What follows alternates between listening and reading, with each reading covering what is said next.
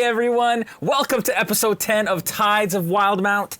This is our campaign set in the critical world of Exandria on Wildemount. We're very excited. Big things last week. It was a crazy episode.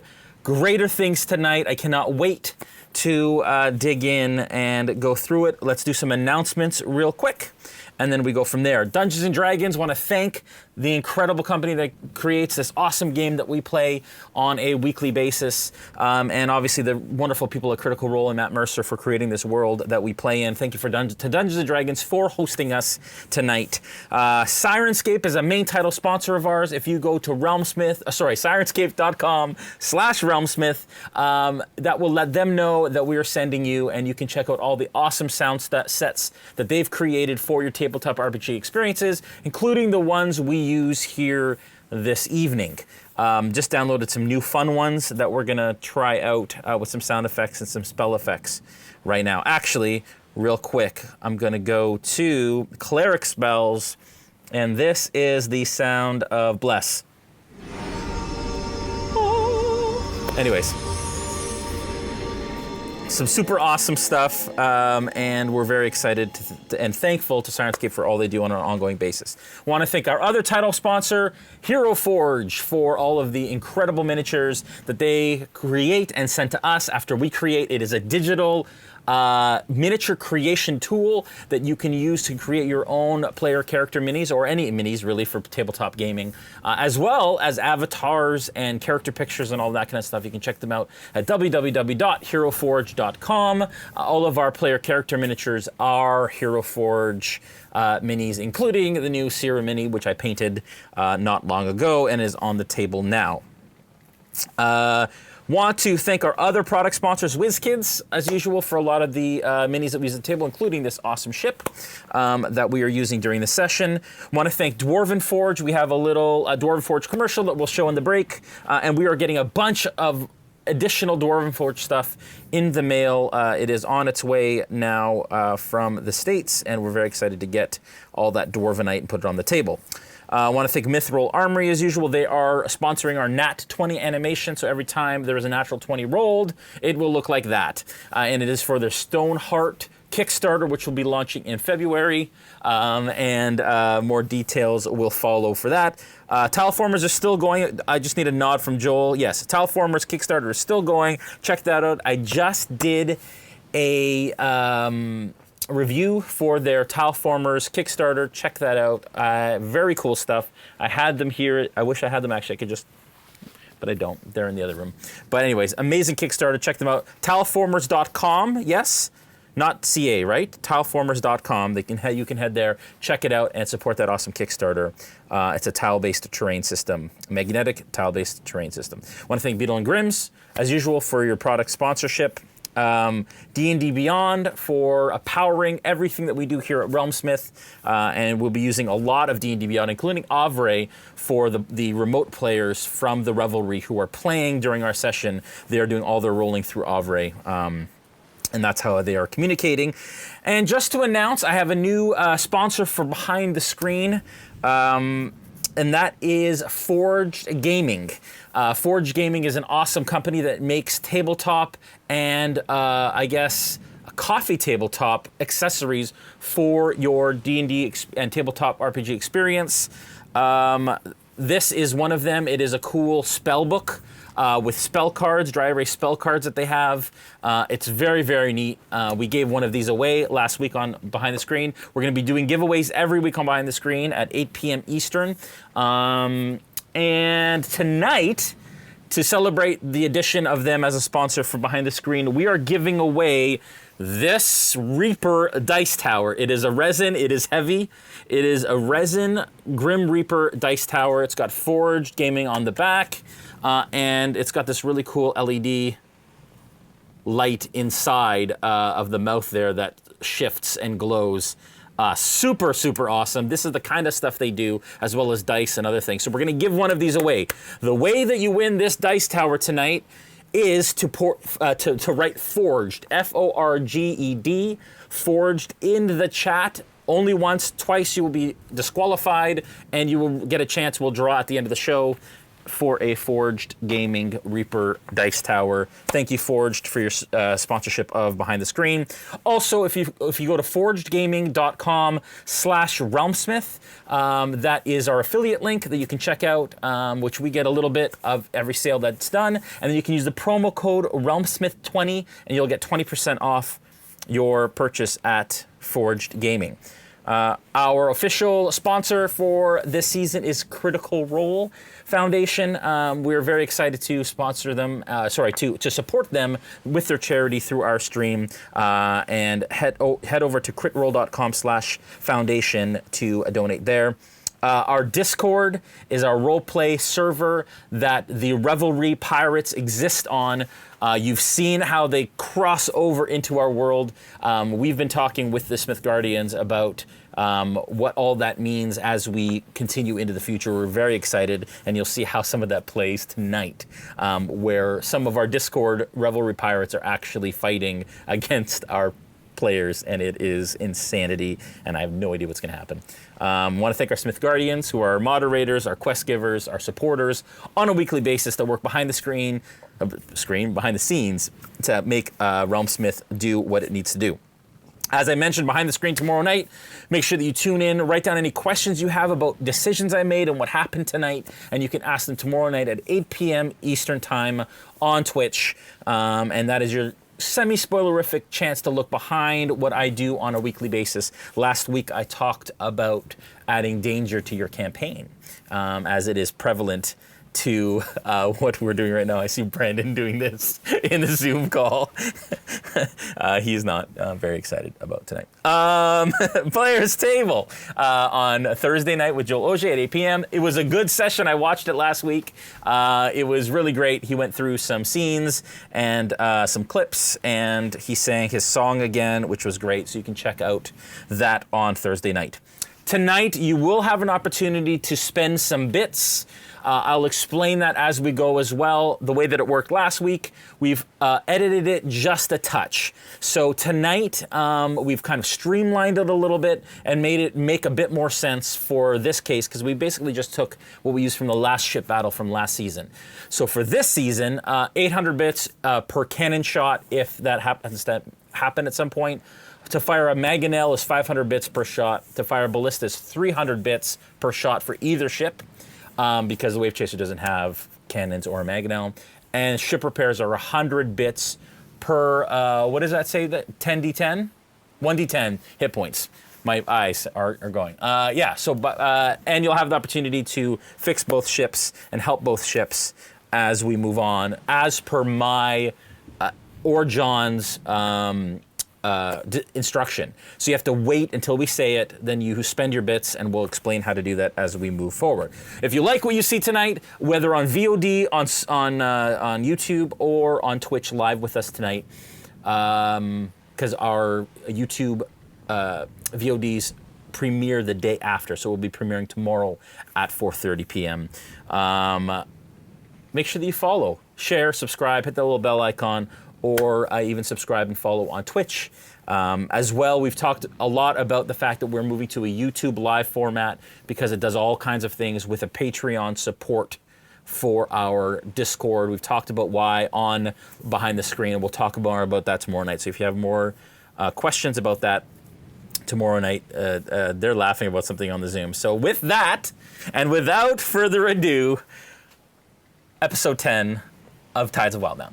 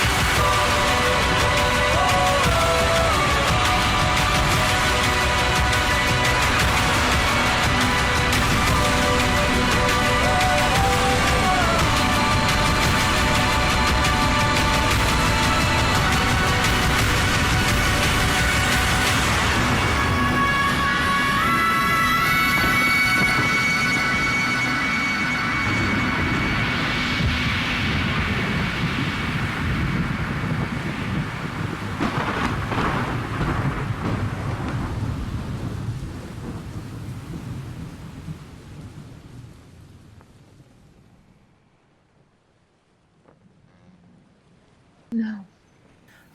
It is pretty crazy, and I cannot wait to dig in. Again, we want to welcome John to the stream, Jolzos from our Discord, and one of our Smith Guardians who will be representing the crew of the Dead Man's Plank, which I'm sure the cast has had a great time kind of digging him during the pre-show, which I couldn't hear. A quick note that I didn't mention during the announcements is we've had some technical difficulties, but we are working through them. Every week we're making changes all week, trying to figure out what's going on. Hopefully tonight is stable. Right now it seems like it's good to go, so hopefully we don't have any more issues tonight. All right. Last we left you guys, you made it onto the Wavechaser after rescuing 3 earrings from Broken Bank and the clutches of the Clovis Concord. You guys are still going on about something. I don't know what's happening. The clutches of the Clovis Concord. You ended up on the Wavechaser, headed to Nicodranus, where you plan to make the transition into the Empire through the Wayun Gate. With Yanil, the Oracle in hand, you guys had an opportunity to get to know each other better, to discuss player backgrounds and histories, and it was an incredible moment of role play until the Dead Man's Plank came near. Cyra and Plunk, realizing that there was a ship trailing you, quickly turned into chaos as the Dead Man's Plank decimated the sails, the rear sail of the Wavechaser. Which was fun and interesting. Jay, can you hear us? Yeah, I can hear you. We can't see you. What? We can't see you at all. We were trying to tell you earlier. The video's not you couldn't enabled hear in us. Zoom. Oh, weird. We blind. But other than that, super smooth technical night. It is right now. There you are. Just give it the frame. Say, how's it going? There we go. Now. Sorry. Okay, we're good. Yeah, we can Although die Noura freely is now frozen. It's going really well, though. Noura? Oh, Noura's stuck in the Matrix. Happens to the best of us. Coming. Yeah, I don't know what's going on. Anyways, it's fine. Noura will be back with us shortly. All right. Anyways, so all kinds of madness and chaos ensued. Gaziel went down. Bacalhau jumped overboard. There was all kinds of things that occurred. Where we left off was at the top of the initiative order, with Jolzos having an opportunity to attack. Now, I talked to Jolzos throughout the week, and we realized that they had actually... I was doing initiative for the whole group altogether, which was kind of the original plan, but then he had told me that they had actually rolled initiative separately. So I've put that together. We're doing it in two, three chunks because it actually worked out perfectly that way. They were stacked 3 and 3, so we're spreading them out a bit more throughout the initiative order. Hopefully that gives you guys a bit more chance to do some things. All right. Top of the order, Jolzos. As you are on the deck, currently Gaziel lying at your feet, first I'd like you to make an insight check.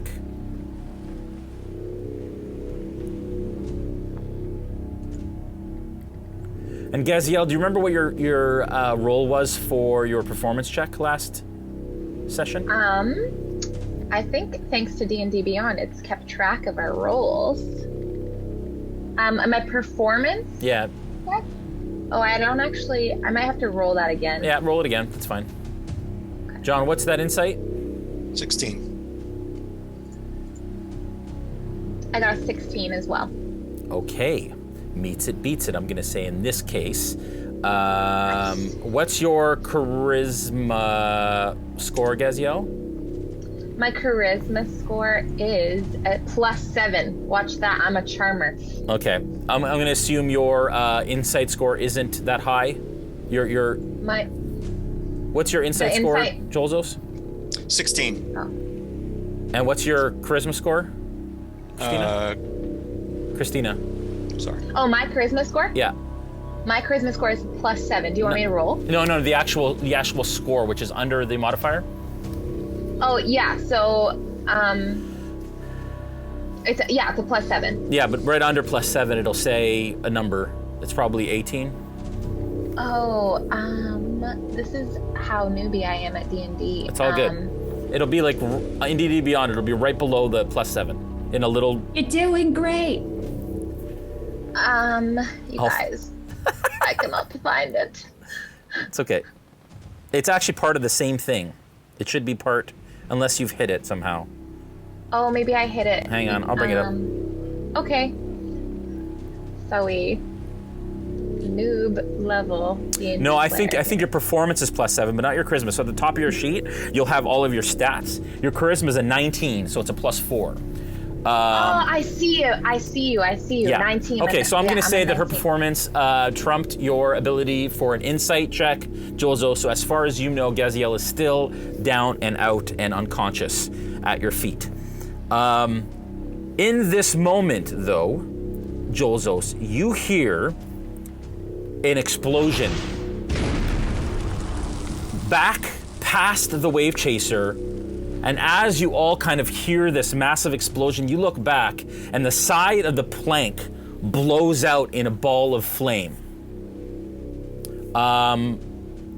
Seemingly unknowingly how or why or what has caused it, but immediately, a gasp and kind of concern comes across the crew of the Dead Man's Plank. Jolzos, you are currently up. All right. And LCE is on deck. Copy that. So Jolzos is going to use bonus action. Okay. And use Giant Might as a rune knight. Okay. And he's going to grow to large size. Oh dear. And then he is going to manacle Gaziel Okay. to secure her. Okay. I'm assuming at this point, Gaziel, you are not. Are you going to let him do that? Oh gosh, yeah. I'm just gonna let him. Okay. So Jolzos, I'm just going to replace you with one of these Org things here. You're at large size now. Correct. Okay. I'll find a suitable miniature for that as I do that. Gaziel, can you? Are manacles like chains? Are they chains? Yeah, Yeah, they're like handcuffs. like handcuffs. Okay. Gaziel, do you want to, if you want to stop him, if you can roll a strength athletics check. Okay. I was thinking like right as he goes to handcuff me, I like kick him in the legs. Okay, so you can't, it's not your turn yet, so you're not able to do that, but you can try and stop him from grappling you. Okay, I'm gonna do that. So strength athletic check? Yeah. Okay, I'm gonna do that. And I got a 12. Okay. And strength athletics check for you, Jolzos, to grapple. The counter on that's going to be a dirty 20. Okay. So, unfortunately, Gaziel, as he kind of reaches down to cuff you, you start to struggle against him and aren't able to. And as your action then, Jolzos, he's able to put manacles on your wrists. So now he knows that you're not down, but you're now prone and manacled. LCE's up. Rhinox on deck. So Alcide's familiar is going to fly in. What's Gaziel's weight? Like 40 I'm pounds. supposed to ask. 40 pounds? Okay. So the imp, the familiar is going to take Gaziel. What kind of familiar is it? It's an imp. Okay. Can carry up to 45 pounds. Okay. And it's going to take Gaziel back to the plank. Oh, my Lanta. Okay. So the imp is going to come down and carry Gaziel out of here. And then as a bonus action, Elicide is going to take a potion of healing Okay. and disengage and fly on her broom, or his broom rather, back to the plank. Okay. And then Rhinoc is going to engage. Give me 1 sec. Let me just deal with that first. Yeah, sure. So I'm going to have the imp. What's the imp's? Where was the imp, first of all? The imp was basically with Elicide waiting to take the first capture. What's the imp's speed? Hang on. I will probably have to look that up. One moment, please.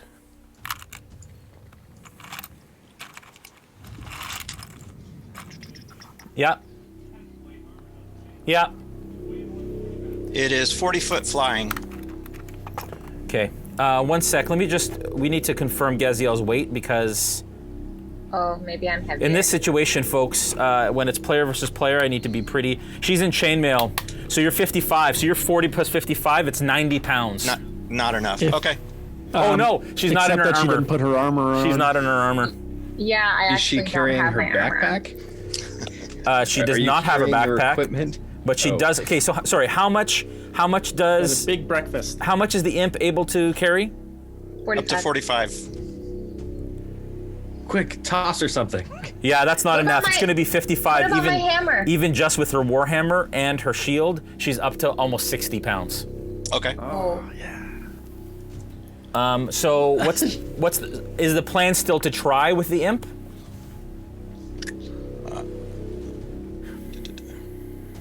I mean, that's no. what LC Yeah. said was going to happen, That- right?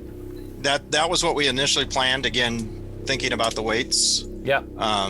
But if the weight's too heavy, the imp's not going to be able to do that.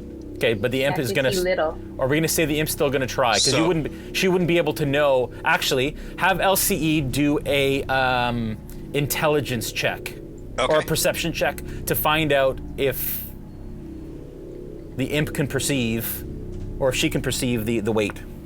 Okay. Rolling, I believe. I'm gonna die.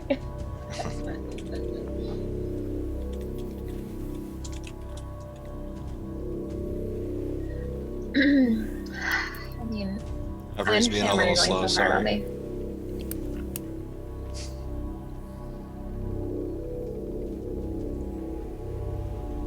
Perception's going to be a 7. Okay, with a 7, I'm gonna say it's really difficult to tell exactly what that weight's gonna be. And I would say that she's even leaning towards thinking that, yeah, I can do this. Okay.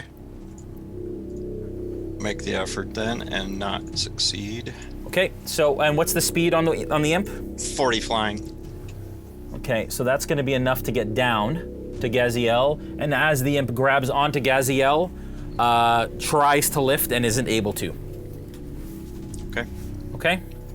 And the imp is currently down. I'm gonna put him right there, that's fine. Okay. And then Elseed is still gonna take off? Correct. Yeah, the bonus action would be to take the healing potion and then disengage and retreat back to the plank. Okay. And what's the fly speed on this? The broom, I believe, is 50.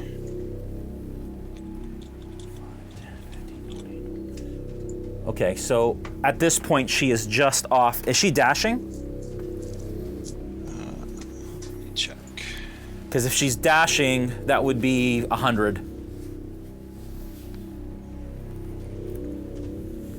Yeah, dashing back. Okay, so at that point, she's just 5 feet short of the plank at this point, Okay.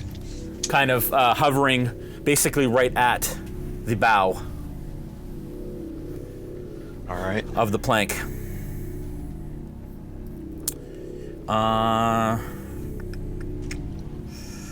Okay, Ryan acts up.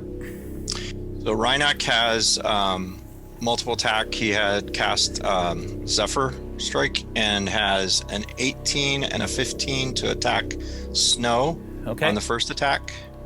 Those hit. Okay. And second is going to be a 23 and a 5. Okay. So damage. They're rolling damage.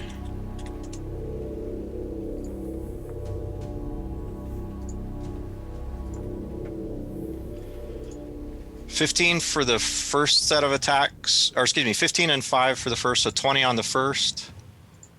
And then there's down. only one hit on this. So I'm down. with Okay. You're down? that. I had 16 hit points left. Okay. Snow goes down. And I'm assuming your echo disappears? I mean, I would like for it to stay, but yeah, if I'm unconscious, it's not there. Okay. Jason, quick question. Yeah. So the first attack would have put him down. So the second attack action can Rhinac Manacle Snow then? No, because that's not an action, that's an attack. So it has to be an attack got it. action. The attack action has 2 attacks in it. And Snow is just unconscious at this point, or bleeding out? They were non-lethal strikes. We're all trying to Okay. capture, not Okay. kill. So Snow, you are stable, but at 0. Okay. All right. Cyra, you're up. Both you're on deck. Who is immediately... I attacked somebody on a broom last time. Yeah, so that person on a broom is now some 50 feet from you off the end of the ship and heading back to the dead man's plank. Is there anybody that's immediately coming towards me? No, you are alone on the top of the deck here. All right. I'm gonna try to. I'm gonna go with my initial plan and try to hit fire at the other ship. In Okay. hopes to destroy any cannons or whatever. So I will hurl a firebolt Firebolt. towards. Yes. And what are you I am attacking? out of spell slots. What? What are you okay. You said that there were cannons. What else was there? That was attacking yeah, so us? there's the hull. You can target the hull, the sail, or the weapons. Now the cannons are on the side. Right now they're facing you, so the cannons can't hit you unless you turn. Okay. I think I would just like hit the deck because there's still there are crew members. Some of the crew members on the deck, right, of their ship. From this distance, yes, you can see some crew, and it's quite a big crew, in fact. I mean, there are a lot of people on that ship. You can also, I mean, there are people on this ship that you can attack. Yeah, you know what? I don't like the fact that you just got big on me, so I'm. Let's do that. I'll Okay. hurl an Eldritch Blast at Jolzos. Am I saying that right? Yep. Jolzos. Jolzos will get attacked with two rounds of Eldritch Blast. The first one is a 17 to hit. Will not hit. That's not a hit. How dare you? The second one is 22 to hit. That will hit. Man, how many bits is it for me to like level up to 20? A lot. Man. So 12 points of force damage plus Genie's Wrath is an additional 3 points of fire damage on that. Okay. Got So that? 15 total. Okay. Yeah, but it's just different. I don't know. Yeah, damage if one types. affects you one. Yeah. Not in this case. Okay. Do you want to move at all, Cyra? No, I'll stay where I am. Okay. Bolt, you're up. Bacalhau, you're on deck. Okay. Is that the imp right there hovering next Yes. to Jolzos? Yes. Okay. Then I'm going to. Well, the imp is actually down. I couldn't put it there, but it's hovering above Gaziel, behind Jolzos. Oh, okay. How high up the ground would it be? 2 feet. Oh, okay. So it's not that high. Okay. Then I'm going to cast Fairy Fire, seeing that all of a sudden Jolzos is enormous. Okay. I will cast it in such a way that it'll be above his head, Yeah. and he'll be the only one affected by it, Okay. which is a Dex 16 saving throw. Okay.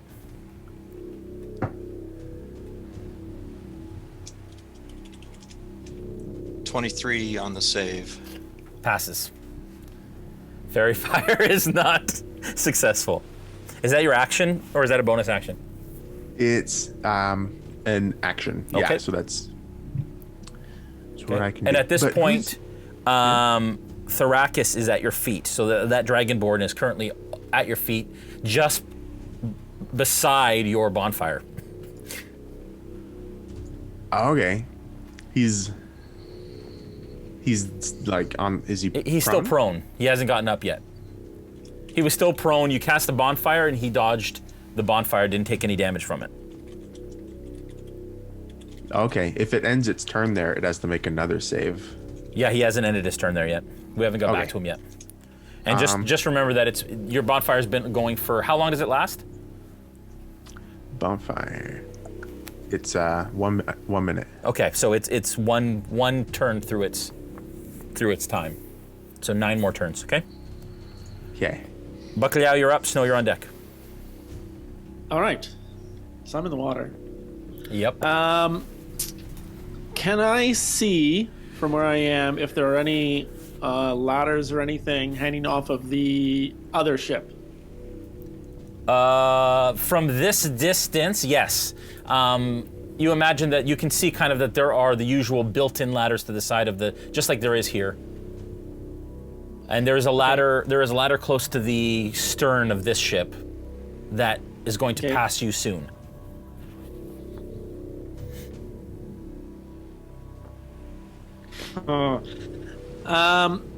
If I swim, I want to give myself the best chance of grabbing the ladder of the other ship. Can I swim in? Should I swim in the same direction that ship is going in order to kind of match their speeds, or should I swim towards that ship? Give me a survival check.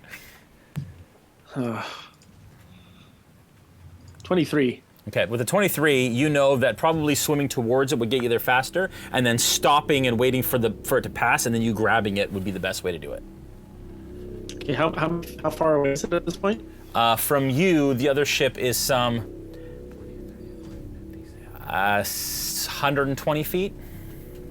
Oh man. Would be where the other ship starts. So then their ladder is probably another 30 feet past that. It's like 150 feet from where you are now. Okay, but they're moving as well. So if I swim my distance and then it's moving its distance. Okay, I'm gonna move my distance, including a dash. Yeah. I'd like to move under the water so that I'm not seen. Okay, so you're gonna go underwater and then you're gonna swim. Yeah. Okay, you're dashing? Yeah, I am. Okay, you don't have a swim speed, right? I don't. Okay, so it's gonna be half your speed swimming. So give me a stealth check, please. Okay. Well, 11. Okay. All right, so you go under the water and you start swimming in that direction. Yep. 30 Okay. feet. 30 feet? Yeah. Okay. And you did see that other ship had exploded out the side. There was a ball of fire that exploded out the side of the other ship, on the same side that you are on, of the Wavechaser. Well, from the water, Yeah. as I dove off the ship and that happened. Can I tell why? Was it hit? What did it explode from the inside out, or was it hit by Perception something? check. Oh, 13. It looks like from the inside out. Okay. Thank you, DM. No problem. Snow, you're up. Plunk, you're on deck. Oh, sorry. Before we do that, Jolzos, we missed the Dead Man's Plank opportunity to do something. It would have happened on your initiative order. We don't need that though. So Based on It's the like in des- Monopoly, if you don't notice, it's too Yeah. late. based on the description of the explosion, yeah. the first mate's going to order repairs. Okay. So anybody that wishes to assist in repairing the dead man's plank can, of course, spend bits to help repair the plank. And it's 350 damage that explosion did. Copy that. I will note it down. Okay. You guys can spend those bits now, and then when we come back around the turn order, then we'll apply those bits. Snow, you're up. Plunk, you're on deck. So being unconscious, and since they aren't trying to kill me, I guess I'm not rolling death saves, but could I still roll to see if I get a nat 20 and wake up? No, sorry. All right. Plunk, you're up.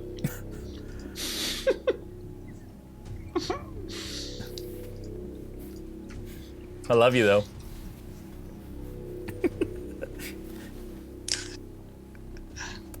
You're muted. Rat, rat, rat. No, Joel's not working. Is that working at all? Yeah, there you go. Okay, cool. So I'm going to cast Cure Wounds 2nd level on Snow for 14 points of relief. You are out on the mast right now. Yeah. So you're gonna backtrack Where is Snow in relationship to me? all the way over here. Yeesh. Yeah, I'll run over there. So that's gonna be 5, 10, 15, 20, 25 puts you to him. Yeah, sure. I'm assuming you don't want to get close to the enemies, so I'm gonna put you here, which would be Yes. 30, and so you are not within striking range. Perfect. Okay. All right. And how much do you cure? 14 points of health. Okay. There you go, Snow. That is your turn, Plunk. All of a sudden, those that are still conscious, you hear a slamming door open as the rear door of the captain's quarters flings wide, and from out of the cabin runs 3 earrings. She's got 2 scimitars in hand and looks healthy, looks fresh, as she kind of runs out 5, 10, 15, 20, and jumps kind of on the ship over the Dragonborn, who stands below. Actually, he's going to run right up beside. There isn't a lot of space there. You won't kill them all. Actually, she's going to go 5, 10, 15, 20, 25, 30, because Jolzos and her are the same height in that case. And she's going to stab you in the eye holes.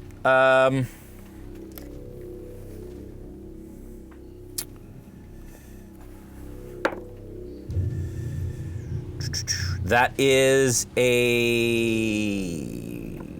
That's not going to be enough. What's your armor class, Jolzos? 18. That's a 14. That will be enough. You are going to take 9 points of slashing damage. Okay.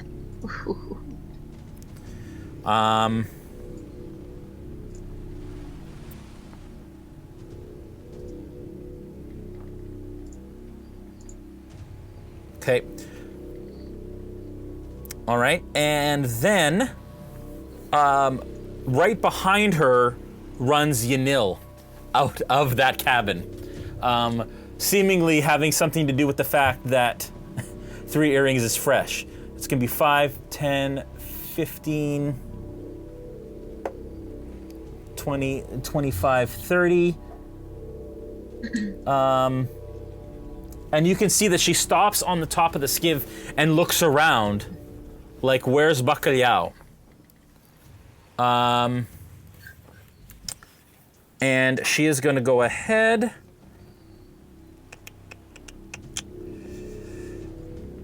Such a romantic. Romantic schmantic. He left. He's on the bottom of the ocean. I know. And she's going to stand. Bottom. She's going to stop and stand behind 3 earrings. And you can see that her hand begins to glow with magical energy. Eleni is up. And Caitlin's on deck. So, Eleni says she's moving her Hunter's Mark to Plunk with her bonus action and throwing 2 javelins. Okay. Which one's Eleni is the sea elf? Sea elf. Okay. Yeah, female sea elf. So she's going to turn. Is she moving or is she just tossing from there? She has the, I believe it's the throwing feat. Yeah. So she's typing. Hang on just a sec. Can I, if she misses, can I laugh at the javelins on the way by? Yes, I allow you to do that. Good. You can certainly try. So the to hit is going to be a 25 to hit with the first. Yeah, it's gonna hit. For 10 points of piercing. The second is going to be a 22 to hit with 16 piercing. Oh. What is that's So that means I'm down. And do I fall in the ocean, Jason? No, you I'm don't. not. You just No, I fall at Snow's feet. I'm no longer at the mast. Right. All right. I forgot. Yeah, no, you're safely unconscious on the deck. Our Discord is gonna get so loud after this show. Just saying. Caitlin is up. Thrakus is on deck. Hang on just one sec. Eleni may be surging.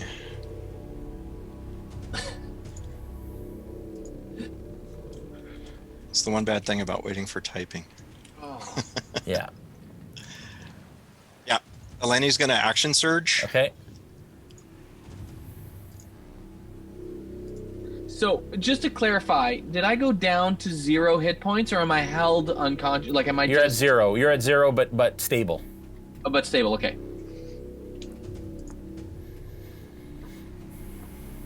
And you said Caitlin was on deck? Yeah. Okay, 2 more javelins at Snow. Oh, That was from Eleni. That's going to be first with we- advantage because he's prone. Okay. Rolling a second. First is hit 15 Okay. to hit. Yep. 10 points. Piercing. The second is... Doesn't matter. He's unconscious again. Okay. Is he? Wait, how many points did you have? 14? I was going to say, I thought, Yeah, I thought what's he the had a second few one? more. Yeah, let's do the second one. Second one's 10 points again. Okay. Snow is unconscious again. Okay. Thrakus is up. Or, sorry, Caitlin's So- up. Thrakus is on deck? Caitlin was underwater. She was the one that disabled the rudder. Yep. And she has Cloak of the Manaway, and she is swimming to intercept Bacalhau. Okay, can you have her give me a perception check, please? Can do. And you can give me while she's doing that, you can give me Thrakus's actions. He is going to use his movement to get up. Okay. Caitlin's perception was a 21. Okay, she sees Bacalhau. And then she is moving to intercept and attack. Okay. Bacalhau, you see what is can you give me Caitlin's description? She is a pink tiefling. Okay. A pink tiefling begins to swim in your direction as she closes the distance and attacks. She can go ahead and do that. And then I made a mistake. Thrakus is actually using his half his movement to stand up. Okay. He's bonus actioning to rage. Okay. Which sets off a wild magic surge. He rolled an 8. Give me one sec. And then he's going to do 2 reckless attacks, non-lethal. To who? To Bolt? Bolt, correct. The wild magic surge was the blinding radiant bolt attack. Okay. Did him to attack after me? There you go. And while he needs a con save from Bolt, please.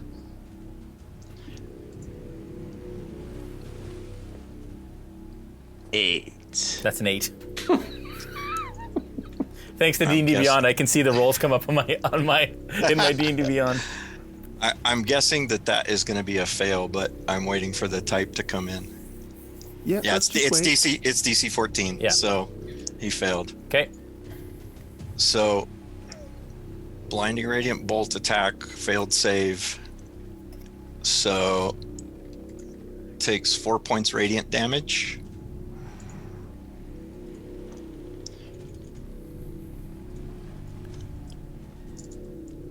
And then Caitlin has made 2 attacks against Bacalhau. Okay. First is an 8. It's a miss. Okay, the second will be a 21. That's a hit. And that'll be 21 points of piercing damage. Oh my gosh! Dude. What is she doing that amount of damage with? She's a rogue. Sneak attack damage. Okay. Are you still conscious, Bacalhau? No. Okay. If he's well, I guess that's her movement and action then. Yeah. Because she's going to be capturing him. Bacalhau goes unconscious 400 pounds. And then as far as reckless attacks on Bolt, 20 to hit and a 22 to hit. They will both hit. And they're rolling all these in Avre, right? That's correct. You can check the channel if you'd like. Yeah. And that's going to be 18 total damage on those 2 attacks. Are you still up, Bolt? Yes, I am. Okay, Bolt is still up. Bacalhau All right, is... when's it my turn? Let's go. Let's attack. Yeah, it'll be your turn when you wake up in the prison in Darktoe. Gaziel, unconscious. you are currently restrained, which means your okay. which means your speed is 0. And attack rolls against you have advantage. I'm gonna say your speed is not 0 because it's only your hands that are shackled. But attack rolls against you have advantage, and your attacks have disadvantage. What would you like to do? I would like to use my Nature's Wrath on the stupid imp. Okay. Yeah, imp. Yeah. And I'm gonna use that. That's Okay. what I'm gonna do. Okay, and what does that do? Can you read that to me? And so as an action, you cause spectral vines to spring up and reach for each creature within 10 feet of you. The creature must succeed on a strength or dex throw of 15. Okay, so that is a bunch of people. That's all the people, actually. That's all 3 of the enemies around you. That is also snow. That is not snow in Plunkrawk, actually, because they are right outside of that 10-foot distance. Nice. Thankfully. Okay, spectral vines. So what's the saving throw? 15. 15. Have your folks roll those. A savings. And I'm sorry. What was the con save or dex save? What's the save, Gaziel? It's a dex or a strength. Dex or strength. Whichever's lower. And what's the DC? Sorry, I missed that. Oh wait, you can choose dex or strength, or it has to be one. It just says the creature must succeed on a strength or dex saving throw. Okay. It's choice. And what's the DC? Go with the better. 15. 15. Done. Eleni saves. Thrakus fails. Cholzo saves. Okay. So who failed?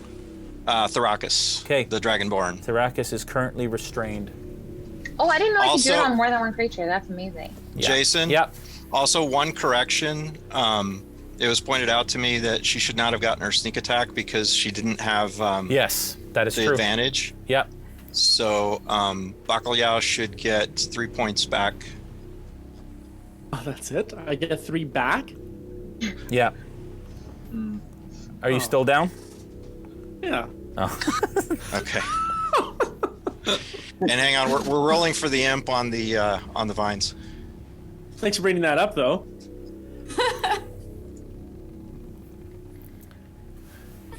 We're so dead. So dead. Oh, now I'm being corrected again. It wasn't because she's a rogue, it's because she's a swashbuckler. Oh. So that it would stand there. But I'm still down, and that's really the moral of the story. So I quoted the wrong rule and I got corrected, and then I was corrected for quoting the wrong rule. Okay. What did the Probably imp? just redo the whole thing. Did the imp pass? The imp is 17, so that's a pass. Yes. Okay. All right. The Wavechaser. At this point, anyone at home can either help the Wavechaser fire the ballista or do ship repairs. Right now, there's no point doing ship repairs, so we're going to do bits for firing the ballista against the dead man's sails to slow down that ship. So spend your bits now in chat, and then when we come back around, we'll calculate those and we'll find out how many that did. Back up to the Dead Man's Plank. Jolzos, can you give me... oh, Gaziel didn't get to go. You did not. Did you go, Gaziel? No. But Gaziel, Oh, yeah, it's your she turn. did. She did her... Oh, yeah, you vines. did I your did my vines. natural vines. Yeah, like you're right. yeah. Yep. Yeah. Okay, perfect. All right, so back to the Dead Man's Plank. How much... how many bits were spent for repairs? The Dead Man's Plank, I'm getting a tally here. It's 100 bits per 1d10. So... And I think we have Smith Guardians rolling and calculating at they're home. doing that for me. It looks like 43 d10s so far. 43 d10s. 43,000 bits, or excuse me, 4,300 bits were spent. 43 d10 are going to be rolled. Okay. We'll have a whole turn to roll the next one, so we just make sure that maybe we roll them in between. Yeah. Okay, so 249 hit points back to the plank. Okay. So still some damage. Yeah. Okay. At this point, you can ask them to do something else. Jolzos, if you like. We are going to... Retreat! We are going to go ahead and ask everyone to fire either the mangonel or the ballista at the remaining sail. We're basically incapacitated. What are you trying to do here, huh? I'm just curious. Everyone at home, break you. go ahead and spend your bits Capture you. to fire the mangonel. Okay, Jolzos, you're up. LCE is on All right. deck. So, with Gaziel in manacles, we have. It's 3 earrings that's on the Yes. skiff? Yeah. Okay.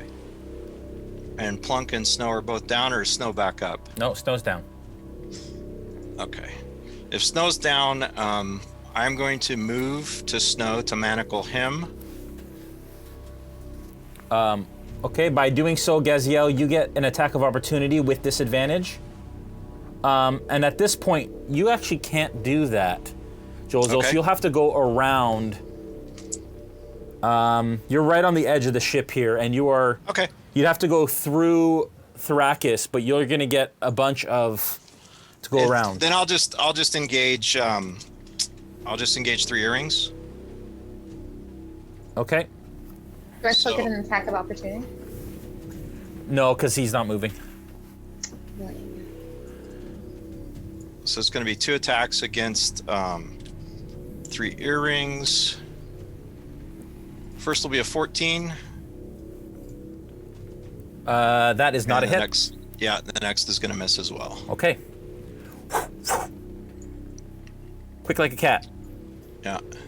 All right. Eliseed, Eliseed's I believe, up. is up next.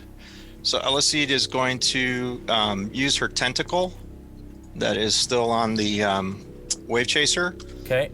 And There's a attack. tentacle on the Wavechaser? Yeah, that was the one that she had originally cast. Okay. And she can use it from that distance?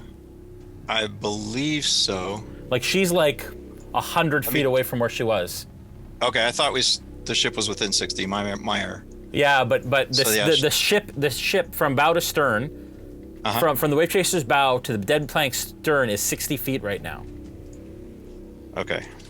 Let me get identification on what that spell was. Okay. Because they're saying it can act independently. Okay. Then give I me believe it's Rhinax. part of the Fathomless. Yeah, give me Rhinax action while LCE figures that out. Rhinax is going to Rhinax position. Here, I lost track. Sorry. green here, right beside Snow and Plunk. Okay. So then he is going to manacle Snow. Okay. That is his action. Yes. And we'll get back to LCE. You can tell me what happens there. And then that will be.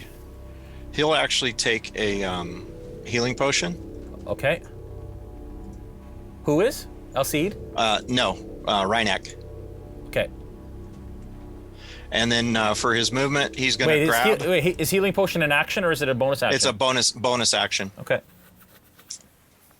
So his action is going to be to manacle Snow, and then for his movement, can he take Snow overboard to swim back to the plank? I'm gonna say not without an action left. Okay. To be able to pick him up and hoist him and then move. Then he'll prepare to do that. Okay. Cyra, you're up. Bolt, you're on deck. Cyra, you just saw Plunk go down. Snow is manacled and down.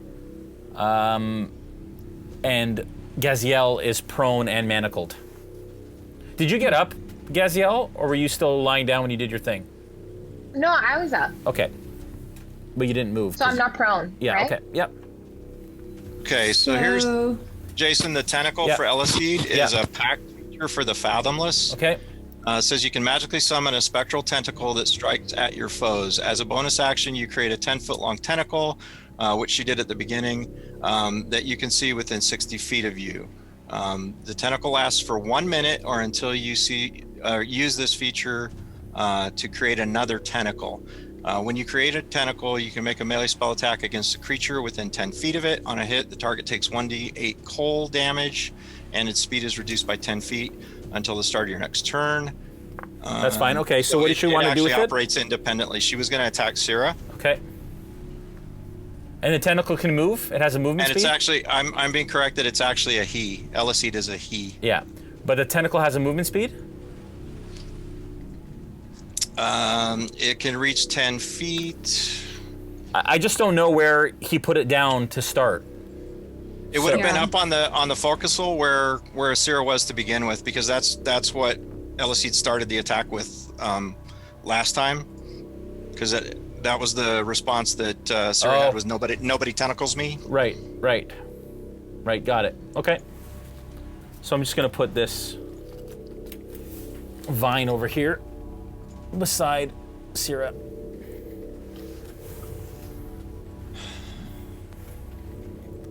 And what does the tentacle do? She'll have to make a spell attack. So I'm waiting for that roll. Okay, Cyra, go ahead while we're waiting for this.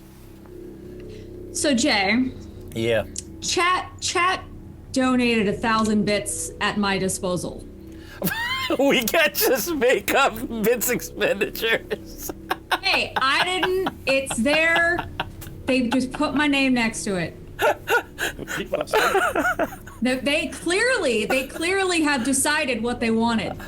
Noura's right. We can't just let these kind people's bits go to waste, Jay. Well, no, it would be a dishonor to the loyalty of their viewership. Then they can fund each bit at a time. Then they can absolutely spend it on something that the Wavechaser will do, including the ballista. No. Yeah. Yes. Cool. So I could fire 2 mangonels then? No, because there's no mangonels on the Wavechaser. It's only ballistas. Yeah, Oh. they get the There's mangonels. But we can add that just 1,000 to the bits that are spent to fire ballistas at the Dead Man's Plank sales. Okay. Or you can hold them for the next attack. She fired the ballista at the big guy. I didn't hear that. He's on our ship though. You could rotate the ballista shipward and absolutely fire it at Jolzos. Yes. I'm coming for you. Okay. Yes. So when we get to the Wavechaser's turn, you can absolutely do that. I will allow that. Okay. So now it's just my action? Yeah, your turn. I'm going to turn around to this tentacle that is so rudely creeping up behind me without my consent. Yes. And I am going to poison spray it. Okay. What is a con save for a tentacle?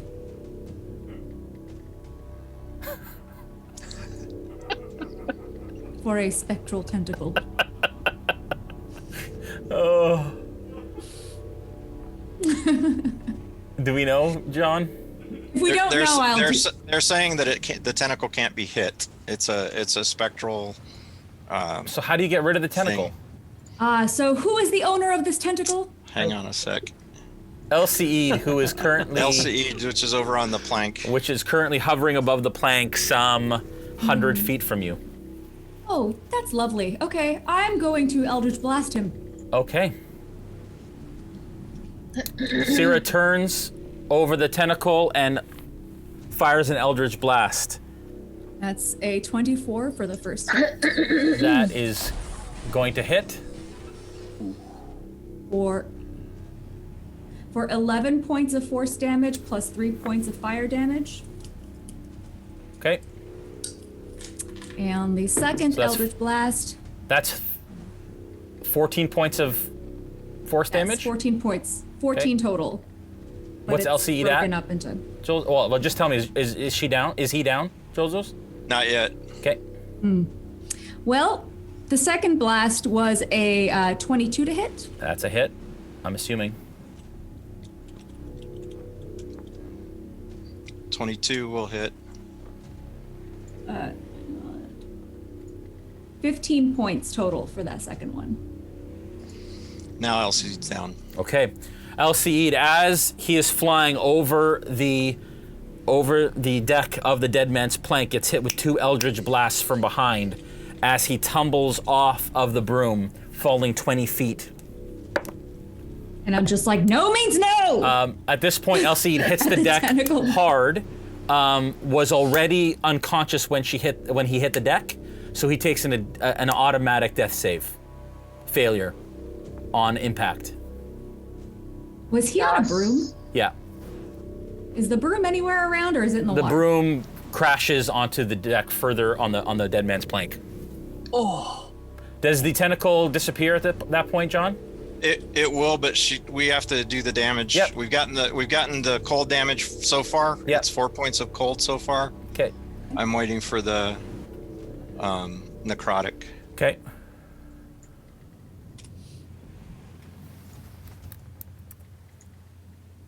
I have something up my sleeve. And Jason, I'm going to try to send you It's the manacles. info on that other item. Ew. Correction. The roll was 4. It's +3, so 7 cold damage. I'm still waiting on the necrotic.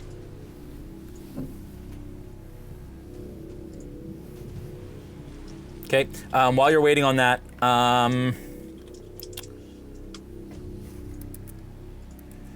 who is up?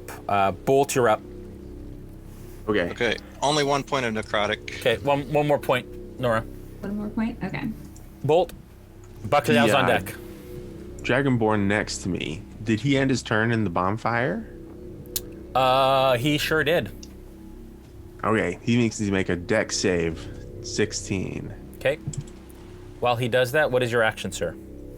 I'm going to lightning launch against Jolzos. Okay. And first one is a natural 1. I think that'll miss. Okay. Which is gonna miss. Yeah. I think the things are stacked against people enough. I am not going to make natural ones any worse for either side at this point. So it just goes. You fire it off, and it goes wide off the side of the ship. Try that again. And the second one is 26 to hit. That's That a will hit. Okay. And it'll be 11 plus 4, 15. Lightning damage. Lightning damage. Okay. Not bad as a hit.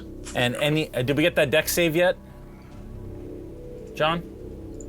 No, I'm still waiting. Okay. Bacalhau. And that was Eliseed, right? No. That's I'm sorry, I missed Thrakis. one then, Jason. Thrakis. Thrakis needs a death save because of the fire that he's still in. Got it. Dex, yeah, dex save. Deck save. DC 16. So Bacalhau, you are currently underwater and unconscious. Yeah. There is nothing really you can do except sink. So we're gonna wait. So you sink. I don't know what rate you would sink at. I'm 480 pounds. Yeah. So you're sinking pretty quickly. Swimming is half walking speed, so maybe it's like half falling speed. For Half walking speed? Yeah, so I'd say... half I am shaped a bit speed. like a boat. Yeah, so I'd say 15 feet down. At this Jay, point. on that attack, she was going to be trying to capture him, so I don't know if you'll allow it, but she would probably not want him to sink. Yeah, but Can she tread water unfortunately, with a she did. 500-pound She, turtle? she used her action to attack. She needs an action to manacle him, and she Got didn't it, have got that it. extra action. So she's gonna have to try and catch up to him, Grab him. and then hoist a 480-pound turtle. Okay, got it. Snow, you're up, and you're unconscious. Plunk, I'm gonna stay where I am. you're up, and you're unconscious. 3 earrings. The dex save, Jason, was Yeah. a 14. Is that pass bolt? No, so he's gonna take 2d8, which is 11 fire damage. Okay. Thrakis takes 11.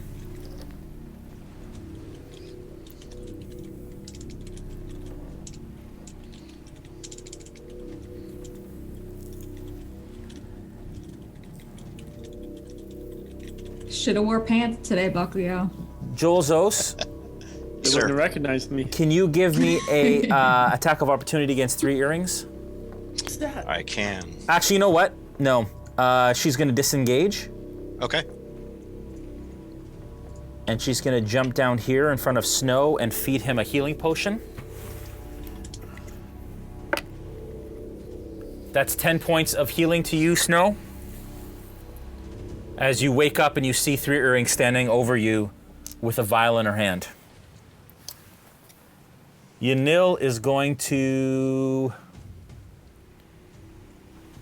You hear her yell, everyone hears her yell, "Where is Bacalhau?" And she is going to... Actually, you're unconscious. She says, "I can't hear him in my head. Where is he?" Are we allowed to answer? Yeah, you can respond. I'll say, I saw him going to the water. Okay, she hears that. Which way? What I've seen when he jumps over at what side? Oh man, give me a perception check. Okay. Terrible. Natural 20. Woo! You know exactly where he went down, and because of your ability and your engineering prowess, you're able to say, well, at that rate, as he fell over, he probably sunk like 15 feet and then moved 30 feet and then down another 15. And so you're able to calculate more or less exactly where he would be. And given the trajectory and the weight he was at, around 400 pounds, I assume, I would be exactly over there in that spot right there. Okay. At which point you watch Yanil begin to run directly for the edge of the ship. 5, 10, 15, gets to the edge, jumps over, and as she's in the air, you see her polymorph as bright light encompasses her body and she turns into a giant shark. And she plummets into the water. That's amazing. I would do anything for love. That's so hot. Dave's background is a giant shark. Hey, get you a girl who could do both. So that's all I gotta say. Okay. So she could have swum this trip, is what you're telling us. Is what you're telling us. Yes, that is exactly what I'm telling you. All right. I need my giant shark mini, which is a huge beast. But after 3 earrings, that was Yanil. Eleni is up. Caitlin's on deck. Okay. I still have to wait for all these people. That's the way initiative works.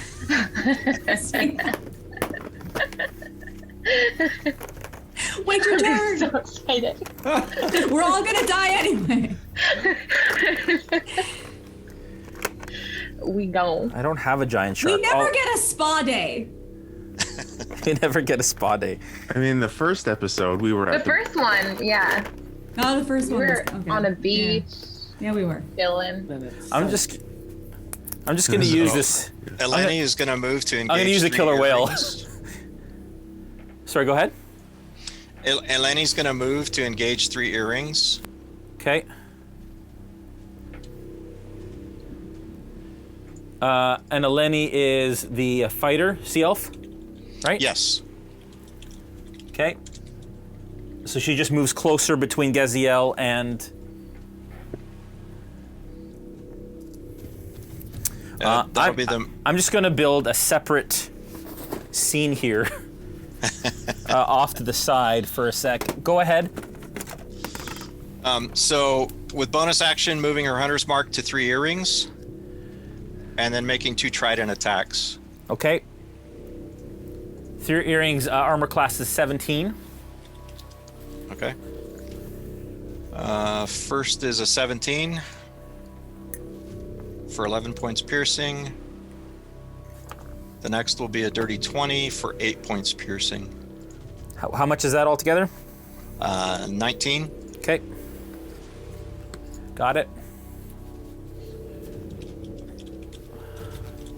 Sorry, I'm just rushing around grabbing grabbing the stuff I need here. I'd even jump a shark for love. Okay. Caitlin is up. Thrakus is on deck. Okay. It's our Jump the Shark episode. And then just as a heads up, Jason, Yeah. If Eleni gets attacked, we'll use one of her Battlemaster die to riposte. Okay.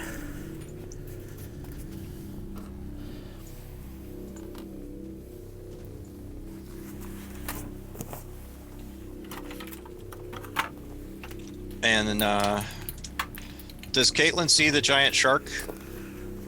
Yeah. As soon as it hits the water, she hears the splash. But it's Caitlin's turn, right? Yes. Yeah. Wait. Eleni didn't go yet. She attacked 3 earrings. Oh, right. Yes. Yeah. Sorry. Who's underwater?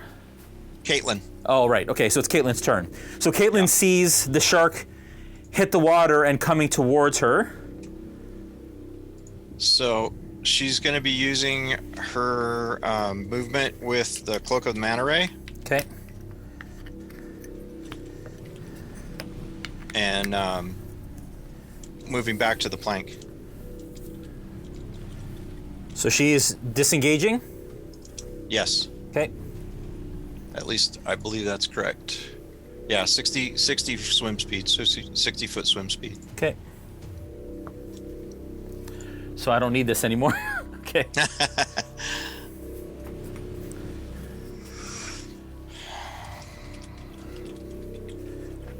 Okay. That is Caitlin's turn. And is she dashing? She is. So that's sorry, what's the swim speed? It is 60 feet. Okay, and 60 is the 120 maximum, total. right? She can't Yeah. dash for another 60? Okay. So at that point, it puts her back right at the bow of the plank.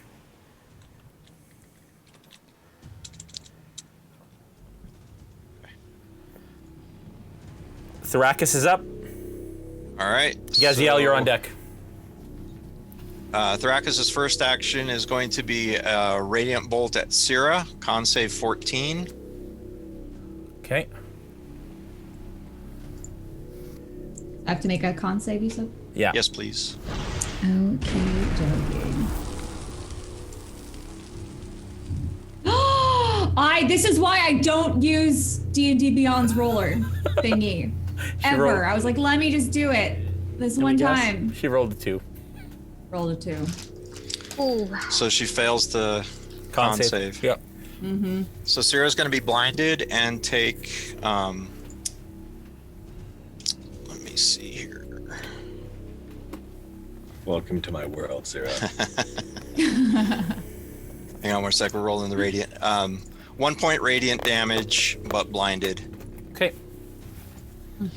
And then Thrakus is attacking.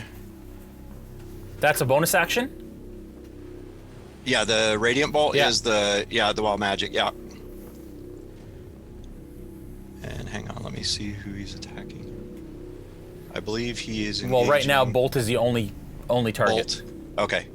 Then he would be attacking Bolt. And he has a 16 to hit. Nope. And then the 12 won't hit either, so he missed on both attacks. As Bolt deflects the shots with his armor. Gaziel, you are up. Okay, so I'm within like 30 feet of everybody, basically. Yep. I'm gonna use my Turn the Faithless as an action. Okay. I present my holy symbol. Yep. And are they phaser fiends? Would they be considered phaser fiends? Only the imp is a fiend. Oh, only the imp? Only the imp, yeah. Darn. Yeah. Okay, well, I might as well use it on him. I'm going to turn the Faithless, and I'm going to present my holy symbol, and he has to make a wisdom saving throw of 15. Okay. Or else he's turned for 1 minute. Can you still Thunder Smite? Aren't I chained up with my hands? You can still attack, it's just disadvantage. Oh, okay, well, I have no spell slots left. Okay. You can also attempt to break the chains if you wanted to, but that would be an action, and it would be a strength athletics check to do so. Oh. Jason, real quick, did Thrakus get a movement? He did not. You can go ahead. Yeah, he wanted to move over to the other side of Bolt, over the away from the fire. I have a restrained marker on him. Why is he restrained? Oh, because of the vines. So he has a speed of 0. Ah, okay. And he would have taken another points from the fire because he hasn't moved. Yeah, if he ended his turn, he has to make a Dex 16 save. Yeah. Okay. And when So do I Dex- get to use the bits, you said? Next turn. Oh, next turn. Okay.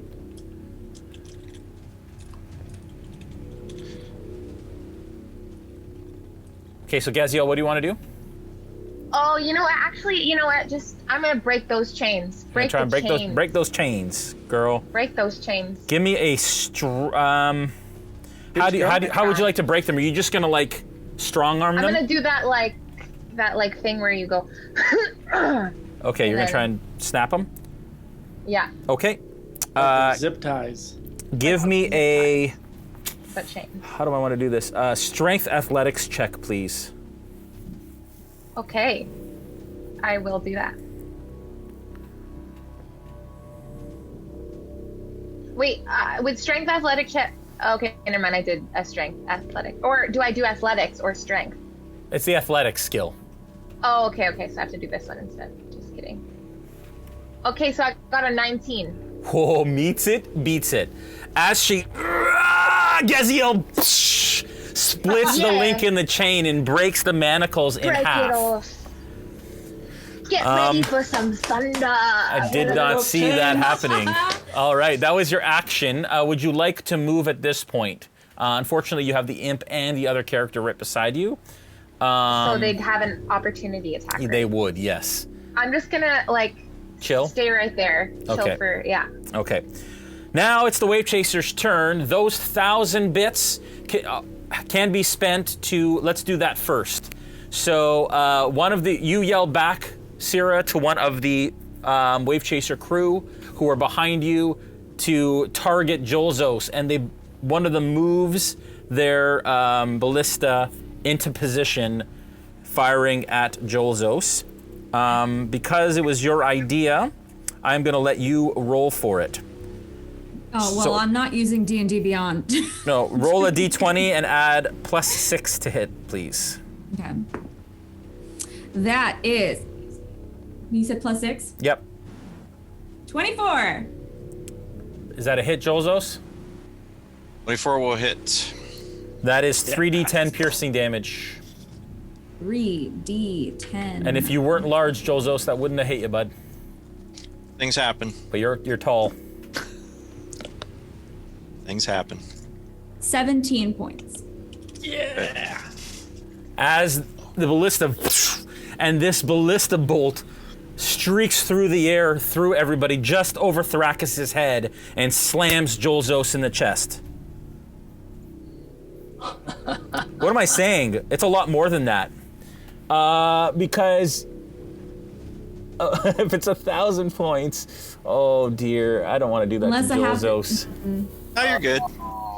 That's the way the rolls go. It's 300 per shot, so I'm going to allow 3 shots. So 2 more d20s. All right.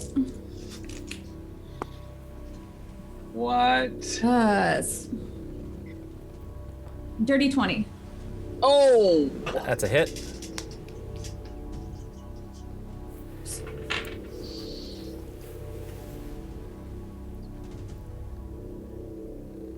$19 points. That's 19 points. Piercing. And the third?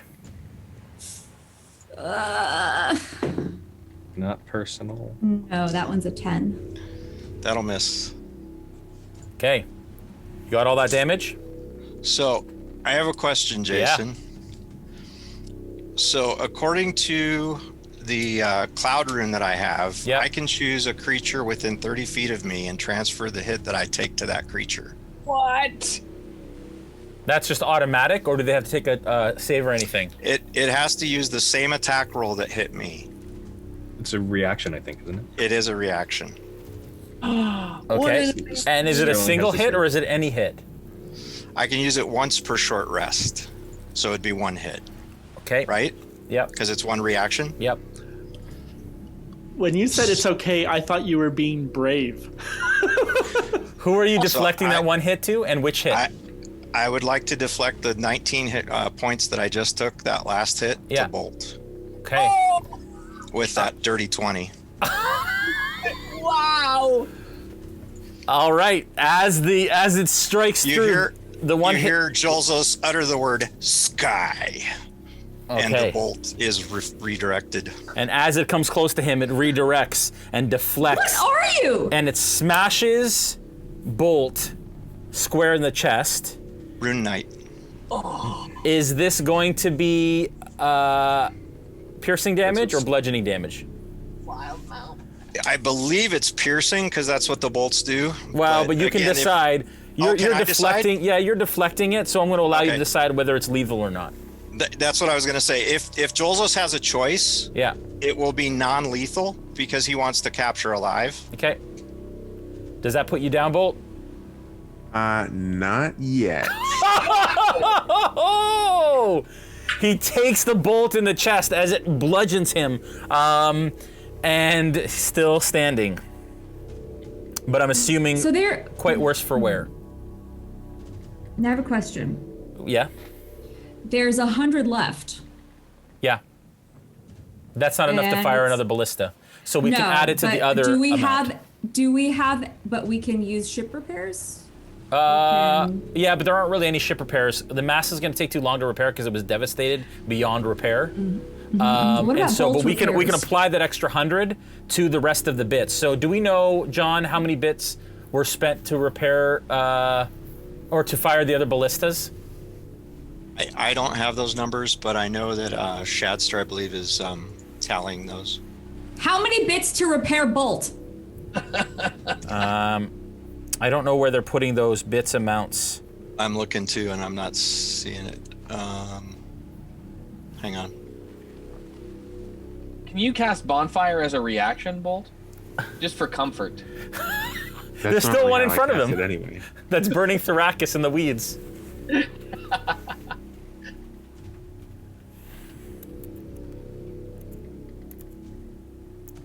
$450 points of damage to the dead man's plank from bits. So that's Yeah, that was- 450 to the front sail. Okay. There we go. 450 sail. Man, this is unreal. We are now back to the top of the order, and with that, we are going to take a short break. Oh, my chest is—it's like tight. It's Happened like so fast. it's like I'm having a hard time breathing.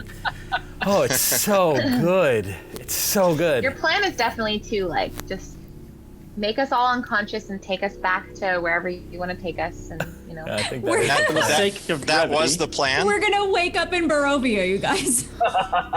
No. That was the plan all along. yeah, exactly. Oh, man. All right. Revelry really works for dark. Strahd. What's that? The revelry really works for Strahd. Yeah, exactly. Yeah. You show up in Barovia, that'd be great. All right, we're going to take a short break. Thank you, everyone, for watching thus far.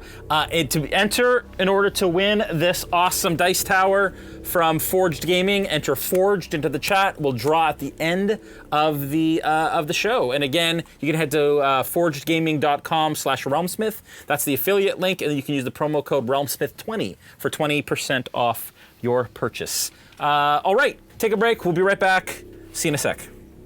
Oh, and we're going to show the Dwarven Forge quick commercial. See you soon.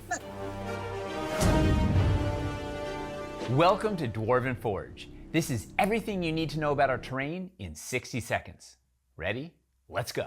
We hand sculpt our pieces for maximum detail and artistry, infusing passion into every millimeter of our work. Everything is available beautifully hand painted so you can start playing right away. Or you can choose unpainted to paint everything yourself. Our pieces are completely modular, so you can use the same sets to create a new adventure every time. Most pieces have embedded anchor magnets that affix to our terrain trays for secure building, and for revealing rooms as your players discover them. We create everything out of Dwarvenite, our top secret PVC formula that's nearly indestructible.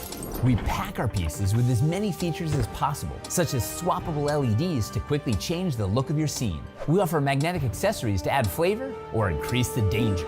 A 1-inch tactical grid is sculpted into our floors, hidden in dungeon flagstones, natural rocks, or sticks and plants. In addition to sculpted pieces, we make terrain trays to use as a vibrant graphic base for your build.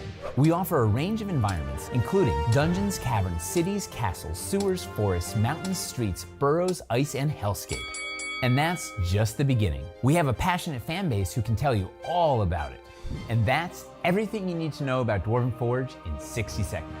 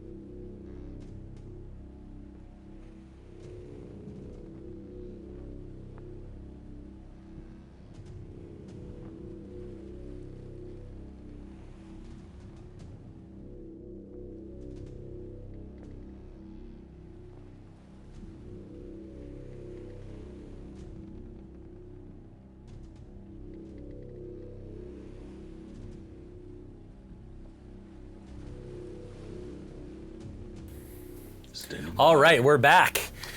Woo! Hopefully everybody got a breather and got a chance to get a drink and do all that you need to do in the break. All right, we're back at the top of the order. And that means that we are at... One second here. I said top of the order, right? You just Correct. did. Yeah. Okay. Before I would break, I meant not just like just now.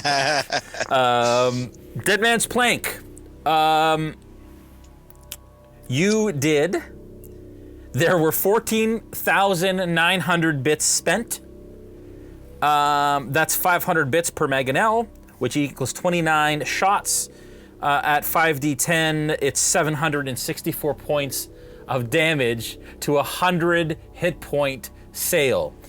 The sail on the front of the Wavechaser explodes in a shower of shrapnel. I am going to roll to see which direction it falls. And we are going to see. I guess you could say those bits were on sale. The sail falls directly backwards onto the ship. Oh man, that's not good. Oh geez. Bolt, I need you to make a dexterity saving throw. And right to your left, Cyra, Kajori just jumps out of the way of the mast falling as he has let go. You noticed a while ago that he didn't even have control of the wheel anymore. We didn't even take care of that, Jolzos. I forgot to say that. But at some point during this whole process, the Wavechaser began to lean right, like jolted immediately. And actually, we'll do that now. That's what we'll do right now.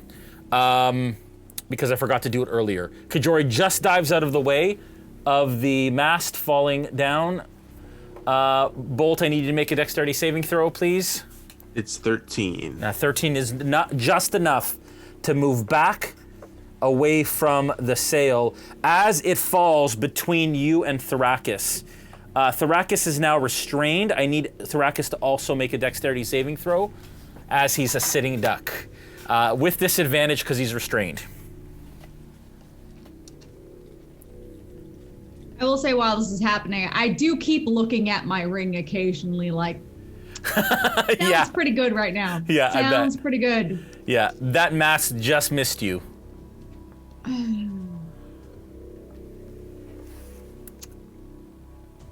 He's got a 13. Okay. At this point, I'll take the act. He got a 13, so just out of the way. Yeah, and he's saying that as a barbarian, he would have been straight roll because of danger sense, so it would have negated the disadvantage. Okay, fair enough. All right. Immediately, the whole ship shifts, jolts suddenly. Which direction would it be, Jolzos? Which direction would you have told them to make the ship maneuver, right or left? To port, so it'd be to the left. To the left? Okay. It immediately jerks to the left. I need everyone on board to make a dexterity saving throw except for Plunk and Snow, who are still unconscious. Or no, Snow, you're not unconscious. Plunk, you're unconscious. So you don't make a dexterity saving throw. You're just going to roll. The rest of you make dexterity saving throws, please. That's everyone, including the folks back at home. I've got good news for you. It's a natural 1. That's bad news. That's not good. Yeah. That's not good news. Well, you sure it's not good news? Yeah, it's not good news because you're right at the edge, and unfortunately you roll off the side of the ship. And I'm about to break.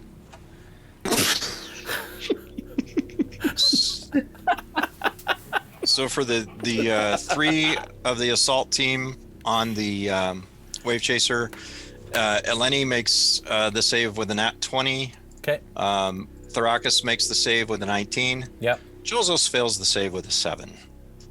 Oh, Jolzos is also on the edge of the ship and currently not there's a big restrained shark. with vines, and he goes overboard as well. As it turns this way. Gaziel, what did you roll? 11. That's enough. Just enough. 3 And rings. Rhynak makes the save with an 18. Just enough. Okay. Eleni makes a save with 18. No, that was Rhynak. Okay. Rhynak is okay. Did Eleni make the save? Yeah, that was the nat 20. Okay. Bolt. 15. Saved. Cyra. 14. Saved. Plunk. Sorry. Overboard. Plunk hits the water, Snow hits the water, Jolzos hits the water as the ship violently rocks to the left, sending those folks overboard. All right. I'm what's that? unconscious. I didn't hear that. What was that, Joel? You broke up. I'm unconscious, aren't I? Yes, you are. And admittedly, I'm not proficient in swimming while manacled. Yeah, your speed is 0. Yeah. So you can't sink. Perfect. Nice. how long Nailed can you it. tread water? I'll use Yeah. All right. I would say if your speed's 0, you could. No. Okay, we'll get to that. Hang on. There's a lot of stuff going on here. Just give me a second. You just look at the table here, and you'll see the madness that has occurred during this time. Jolzos, you're up. LCE is on deck. So how far away am I from from Snow and Plunk? You are about 15 feet from Snow, and Plunk is 5 feet from Snow. All right. I'll use my movement to swim. Okay. Sea Elf has swim speed of 30. Okay. So I will go and swim over to Snow. Who's the closest? Yep. Yep. And I have met Snow on Dark Toe before. Yep. And so I'm going to say, whatever the outcome, you were once Revelry. Help me to save your friend. And I will grab him. Yeah. And then move to swim to Plunk to get Plunk. Okay, so your action is to grab Snow, then you swim over to Plunk, who is already starting to sink. And then I will. Oh, he's already under the water. So you've kind of come up, you've come over to Snow, who's already underwater. You kind of grabbed him, you told him what you did, and Plunk is currently sinking. So then I will action surge. Okay. In order to get another action. Yep. To grab Plunk. Okay. You now have Plunk and Snow under each of your gigantic arms. Man. It's like the Jolzos And wagon. Let's see.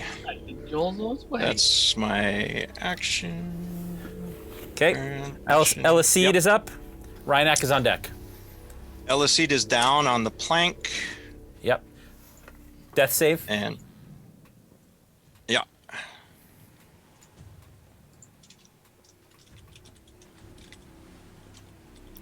Unless you do have crew.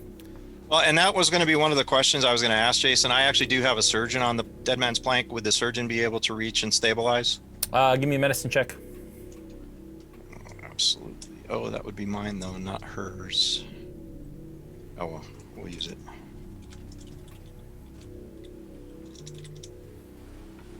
Uh, 14. That's pass. Elicede is stable on the deck of the dead man's plank. Okay. Okay.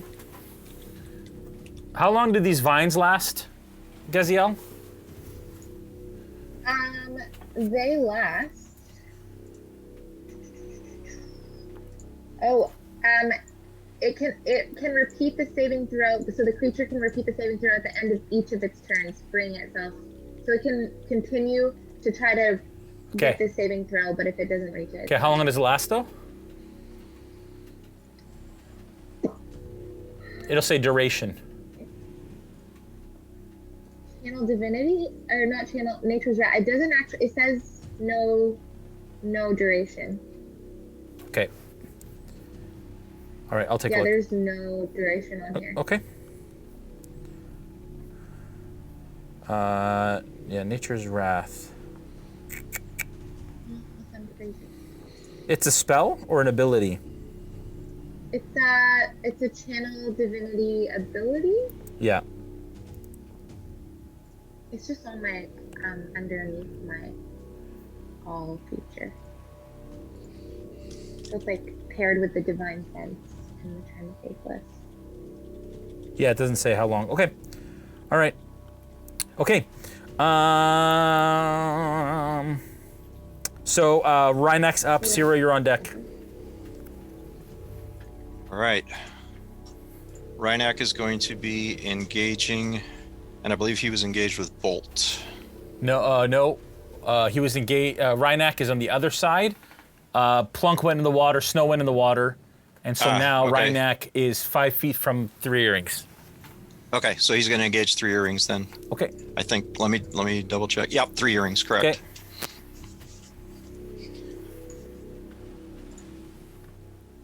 Bonus action to change favored foe to 3 earrings.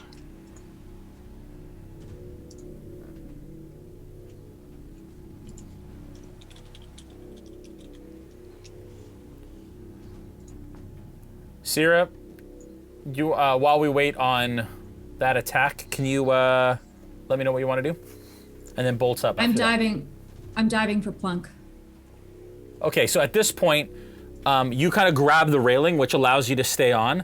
Plunk and Snow go over, and you can see that Jolzos has grabbed them both in his arms. Oh, he did grab. He did grab Plunk. He grabbed them I didn't think he both. got to him. Okay. Yeah. Do I get the sense that he's trying to save them or Insight cause check. them harm? I rolled a 1. You absolutely think he's trying to drown them. I'm gonna dive. If I have to grapple Jolzol in the water, this is a water fight. Okay. I'm diving in after him. Okay. Oh, you're blind right now. You didn't see anything. Oh no! Oh. I was trying to be heroic. No. So true. Thank you for that. Oh man. Okay. Ah! What am I supposed to do now? Just pew pew into the air? Well, you got disadvantage, so you can try whatever you want. But yeah, you have disadvantage on when you're Man. blind. Run right? like Elf towards the edge of the boat. So Oh no! I don't You know can what just to do fire here. in someone's general direction. Because I don't want to hit anybody that I care about, and I don't know where they are because I can't see them. I have this general sense of direction of the other ship, though, right? Can I Yes. try to just? Yes, you can turn Wow. around and try and blast over the bow of the I'm Wavechaser. gonna firebolt and just hope something catches on fire. Okay. Just don't roll a 1 because you might hit the Wavechaser. I rolled a 25. Okay. I'm assuming the AC on the plank is above below a 25 on the hull. the hull. Yeah, I believe so. Okay. Yeah. That's 17 points of fire damage. 17 So points of the fire damage. Extra. The threshold on the hull is 20. It doesn't take any damage until you do at least 20 points of damage. Okay. So it glances Okay. off. Rhinox So for Rhinox, 2 hits. One was a 7 and one was a 13 against 3 earrings. misses ching, ching, as she deflects the shots. Bolt, you're up. Bacalhau, you're on deck. Okay. I'm gonna put some more distance. I'm gonna go turn around and go up the stairs. Okay. And you come face to face with the blind Cyra. I'm assuming you move Yeah. through her. What's going on with this tentacle? Is it gone, John? Oh yeah, that dude's. I believe it. If she's unconscious, it goes away. But let me verify. Okay. Well, we're gonna say that for now. I sent you the link for the thing, so I'll look too. Okay. Where do you want to go, Bolt? I'll just continue going back, and once I'm at the very tip of the ship, I'll cast lightning launcher at my friend in the bonfire. Okay. So you can get back to basically about here, which is on the other side of the mast here. You want to stay on this side of the mast. So I'm going to say that you're just behind Cyra, ducking kind of near the mast right here. Okay. I'm going to move this ship like this. Oh, no, the other way. like that. Okay. And so, All right, go ahead. First one is a 23 to hit. That's a hit. And you're currently he's currently restrained still. I'm gonna get him to take that dex save that we didn't know he could take. Is it strength or dex? Oh, it's strength or dex. Let him do that save quick to see if he's still restrained, because that's gonna make a difference. That was for Thrakus, correct? Yep. Dex 13. Okay. Or sorry, Dex 16. No, this was for Gaziel's vines. Oh, this is okay. That's for the Yeah. vines. Yeah. Okay, never mind. He's rolling. And what's the DC on that, Gaziel, for the vines again? 15. Okay. 15. Fails. He got a 12. Okay. So you get advantage on these shots, Bolt. And then Jason, as far as the tentacle, that's a packed feature, Tentacle of the Deeps for the Fathomless. Yeah. It doesn't give a, it doesn't say it dissipates if the caster is unconscious. It just says it lasts for a minute. Or until you use it to create another tentacle. Okay. So I'm going to say it's still there. So then she could, correction, Elisede could then still attack with the tentacle. Okay. I'm going to allow her to do that as part of her last turn. Okay. Okay. Go ahead, Bolt. So I just added an advantage and rolled a natural 20. Oh! Pew, pew, pew. That is a natural 20. So the damage is going to be 18. Okay. 18 lightning points damage. to Thrakus. And then I'm going to attack again with advantage. And 25 to hit. That is going to be a hit. Okay. Damage. And it's another 6 lightning damage. So that's, what is it? How much is that altogether? 24. 24 points of damage to Joel. Joel. 24 points. So, Thrakus says the Dragonborn is resistant to lightning damage. Okay. And so he'll take half, Okay. correct? Yep. So 12 points.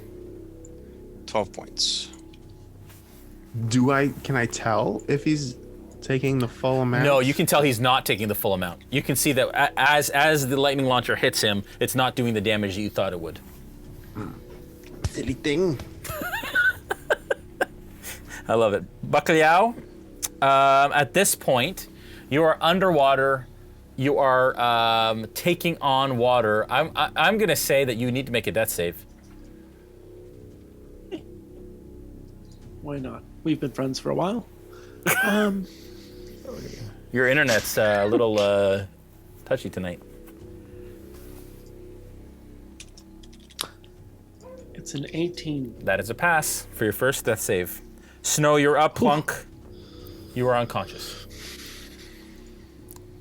All right. Rhynak is on the deck, Yes. attacking my sister. Yes. I'm going to manifest an echo there, and that echo is going to make 2 attacks. And Okay. That's a 23 and a dirty 20 to hit. Total of 10 points of damage there. And I'm going to add the 3d6 from Charm of the Blade Singer, which adds up to an extra 10. So that's a total of 20 points of damage towards Rhynak from my echo. Woo. As dark energy apparates behind Rhynak, slashing him in the back, him not noticing or realizing what had happened, he takes 20 damage. And before the end of my turn, I'll just say to Jolzos, the planking doesn't care about you. You have chosen the wrong side. You still have a chance to turn and join us. Or maybe you all will die. All right. Trying to sound intimidating while manacled and slung over his shoulder. Yeah. 3 earrings, and a wet cat. sees the echo behind her, smiles, and attacks Rhynak as well. That's probably not going to be enough. Rhynak has 17 AC. That's not going to be enough. That is also not going to be enough, as both scimitars go wide. Oh, 3. Hang on. Oh, that one goes through. That is going to be...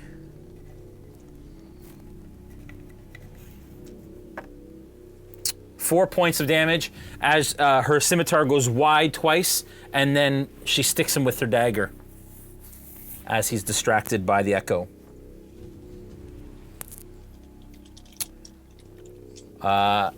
Yanil comes down to you, Bacalhau, and basically like swims under you and begins to kind of push you up. Grabs you gently in her giant shark teeth around your shell and begins to bring you up to the surface. Like a mama cat. And currently, Snow, you hear a splash occur just to your left as you don't know what that is, but something has surfaced over to the left of you. And that's it. All right. Eleni is up. Actually, and Yanil is going to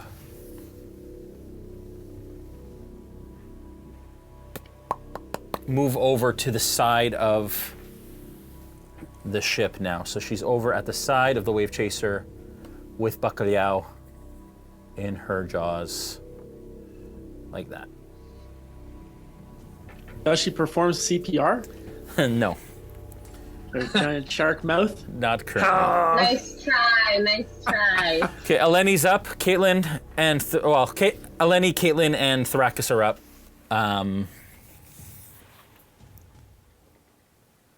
Okay.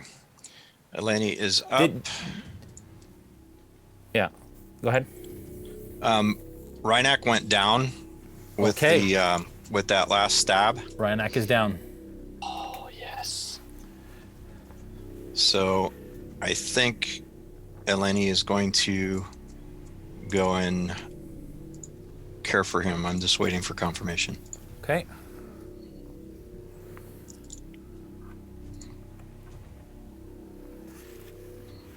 Do you have an action from Caitlin? Caitlin was moving back to the was going to board the Right. Dead Man's Plank. Right. Okay, she is now on the deck of the Dead Man's Plank. So that's the movement. Okay. Yep. And then I will. And you can see give me what that Thrakus's action.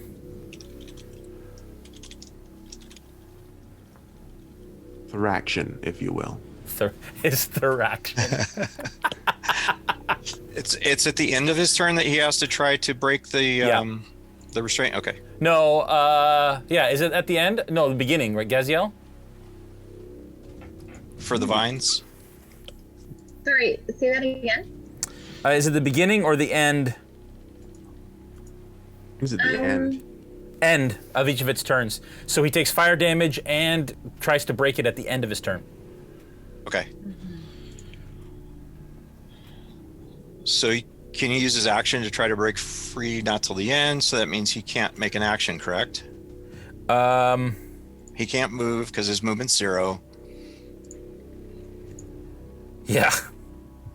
Okay. So yeah, then the only thing he can do is at the end of his turn, he's going to try to break free again. Yep. So Dex, it was Dex. Dex or Strength. He's still on the bonfire? Yep. He got restrained on the bonfire. And he can't, and he has to use it at the end of his turn, so he gets both that and that at the same time. Okay, so mine is a Dex 16. I don't know what the vines are. 14, I think she said. Dex 15 to get 15. rid of it. Okay. 15. Just rolling.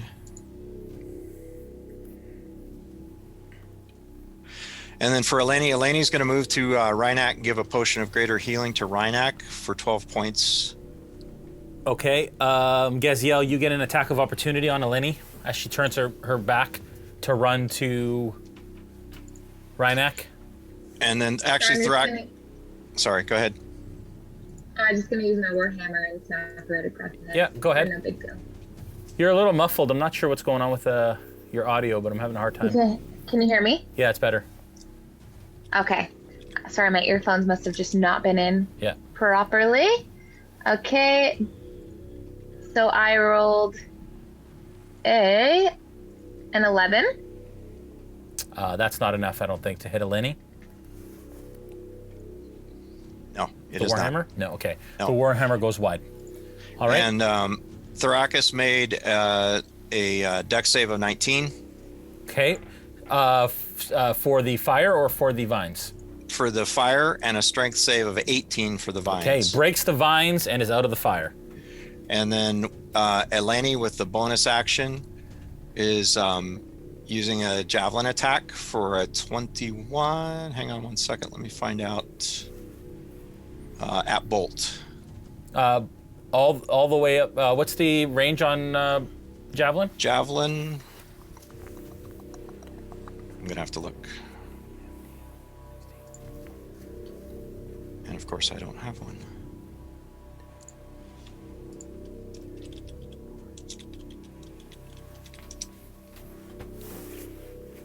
It reaches 5 feet for javelins.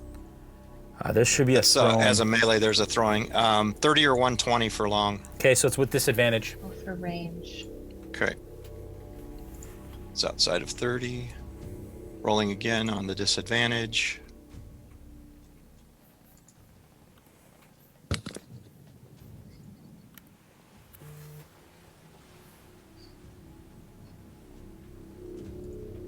$12 with disadvantage. 12? That's Yeah. not enough as the Okay. as the javelin bounces off Bolt's armor. Gaziel, with you, go ahead. Just real quick, Caitlin's action was going to be to give a healing potion to Eliseed Okay. for 5 points Okay. of healing. Okay. Gaziel, with the might of the Dawnfather, you snap the shackles, and there you stand with your warhammer in hand and your shield. What do you do? So let me just ask this, but Sure. I'm allowed to use Nature's Wrath like whenever. No, no. You have a certain amount of This- times that you can use your divine. Hang on. Channel Your channel divinity. You have two It options. just says when I have an action. I don't know how often. Yeah, I don't know how many times you can use channel divinity. Does anybody know? I think Paladins? in features and traits, it gives you different punch boxes to keep track. No, there's none for I'm Nature's pretty sure Wrath. it's only. I think it's only once per long rest until, like, pretty high levels. Yeah, I think so too. Oh, it doesn't. Well, here we go. Say that, but As an action, you can sprout vines. yeah. But usually nothing. that's the amount of times you can use it is, I think Adam was saying, like, for features and traits is where it says. It doesn't. It doesn't have And then- any boxes here. It just says Yeah. one action. She can turn the faithless or nature's wrath. Is an action. What's that? Nice. Only once? Okay. Only once. Okay. Yeah, it's once. Peanut gallery calling out stuff. Okay. I'm surprised it doesn't have a checkbox. Okay. So Yeah, it's that's weird. Only once, but it's okay. I'll deal with it. I'm just gonna. Okay, I'll use my warhammer Yep. and I'll try. Who's the closest to me right now? The imp is right beside you. You can go to Thrakus, who is behind you here. It's hard to see with this thing. Hang on. Thrakus is there. Or you can come over to Eleni here, who's just fed a healing potion and is being fought. So Thrakus is your closest enemy that isn't being attacked by anyone. Okay. Well, I will. On. You know what? Actually, I'm gonna use my lay on hands. Okay. For one of. Is it Plunk who's down? Plunk is in the water right now with Okay. Jolzos and Snow. Although Bacalhau is on the edge of the ship, clutched in the mouth of a giant shark. Okay, But he's and you'd have to jump on the back of the shark in order to heal him at this point. Jump the shark. I'm gonna jump the shark with my little body. Athletics check, please. Okay. Athletics. Let's roll that baby. We got an 11. I'm gonna allow it. As you it's not too far, so as you run, you make the jump and you land on the shark. And as you land, you place your hands on Bacalhau's shell and you heal him. How much are you healing him for? I'm gonna give him a straight 15 out of my 25. Okay. 15 points, Bacalhau, and you're back. Blah, blah, blah. All right, back to the Thank Wavechaser. We were spending bits to fire the ballista at the. We didn't get those. Did we get that amount already? John? Ballista against me or against? Yeah, against the dead man's plank. Oh, I thought that was fired against Jolzos. Yeah, the first one was, but then we had some more fired against the plank, and I can't remember if that damage was applied yet. I have not applied it. No. So. Oh no, yeah. So 450 points of damage were done to the dead man's plank from Bit's cheer. Okay. Right? That's you good. got that, Yep. right? Yep, I have that. Yeah. Okay. And then I thought I had said, well, And we. right. Oh, and we you haven't already been talked back about around the yet. mangonel shots, right? Yeah, We haven't I don't been back think we've around been yet. back around yet. Yeah. Mhm. Okay. So at this point, we can spend bits against the dead man's plank again, and we will come back around on when that damage is applied, and that is firing ballistas at the hull. Back up to the dead man's plank, Jolzos. All right. So I am going to grab and swim with Plunk and Snow. Yeah. And I'm guessing that the shark is kind of in my way there. Yeah, so there is a ladder over on that. That's where the ladder is. This is the edge. Okay. You can try and kind of strong arm climb it, but it's going to be tough. Yeah, what I was thinking of doing is the shark has Bacalhau and Gaziel on its back, maw. correct? Yeah. Yeah. Okay. Then I'm going to take the two and try to go under the shark and move them toward the dead man's plank. Okay, so you're coming down and then you're swimming off. What's your swim speed again? I'll dash 30. Jeez. And I'll dash to try to get them over to the plank. At this point, though, you grabbed them when they were unconscious. Did we do a grapple check for Snow? Plunk was unconscious, and I had asked Snow to cooperate, so I don't know if he did or didn't. Okay, at this point, Snow, he goes under the water with you. If you'd like to try, because we didn't do it last time, let's do a grapple check for you, Jolzos, to try and grapple him, and then we have a check the other way for Snow. Athletics? Yeah. 16. And strength athletics.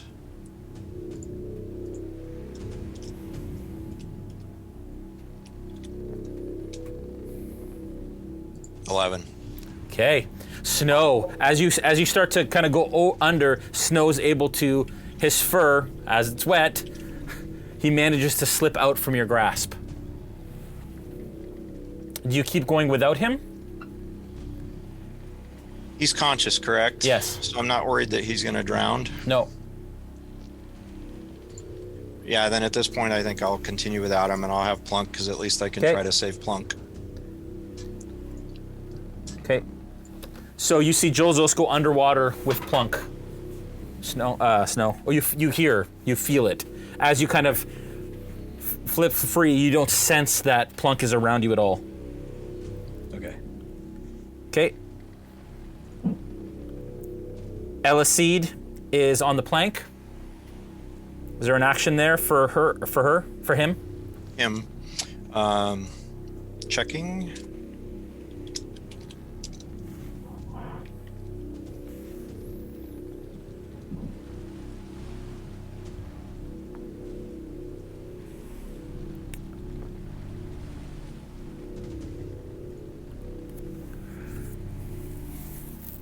Typing is just taking a little bit. It's okay.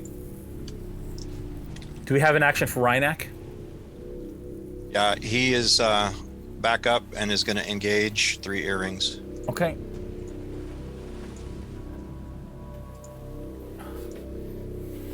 Your echo is still there. Oh, sorry. Snow, because you're within 30 feet. You reminded me of the echo. He's actually attacking the echo. Okay. And then 3 earrings will be Okay, go ahead. follow on. Cyra, you're up on deck next. How long does this blinded last for Cyra? I was just about to ask that. I'll find out. It's going to be a 25 to hit the echo. The echo bamfs out of existence. You sense that happen, Snow? 13 damage. Oh yeah, they only have 1 point, right? And then Rhynak turns with another attack towards 3 earrings? Yep. Okay.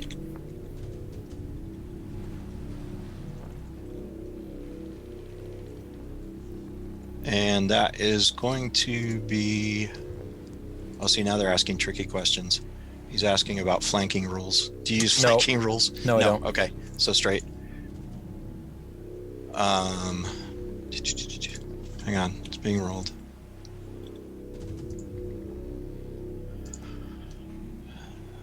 $26 to hit. That's a hit. And 10 points damage. Okay. As Rhynak slashes against 3 earrings. Okay. All right. So the blindness will lift this at this turn. On her turn? It's actually, it would have lifted now because it was at the end of Thrakus' turn. Okay. So when it's your turn, Cyra, you are no longer blinded. And do we have an action for Elsie? Yeah, I'm waiting. I think it's going to be an Eldritch Blast, but I'm not sure. Oh, she says she has he says he has the tentacle still to attack. Yeah. So that would be against Cyra. Okay. It's not with advantage anymore because no longer blind. Correct.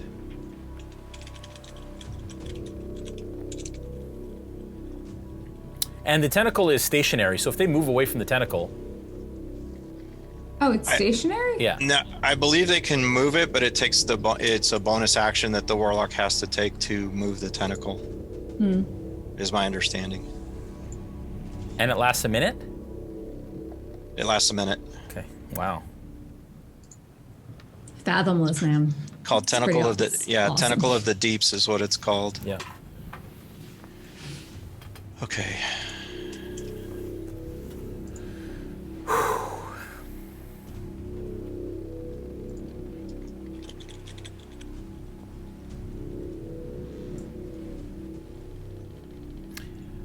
Okay. Sorry, Jay. It's okay. We'll wait on that tentacle attack. It's gonna be a 20. That hits. Yeah, that hits. Like just. And that's actually a nat 20. Oh my god. Oh dear. So tentacle critical. So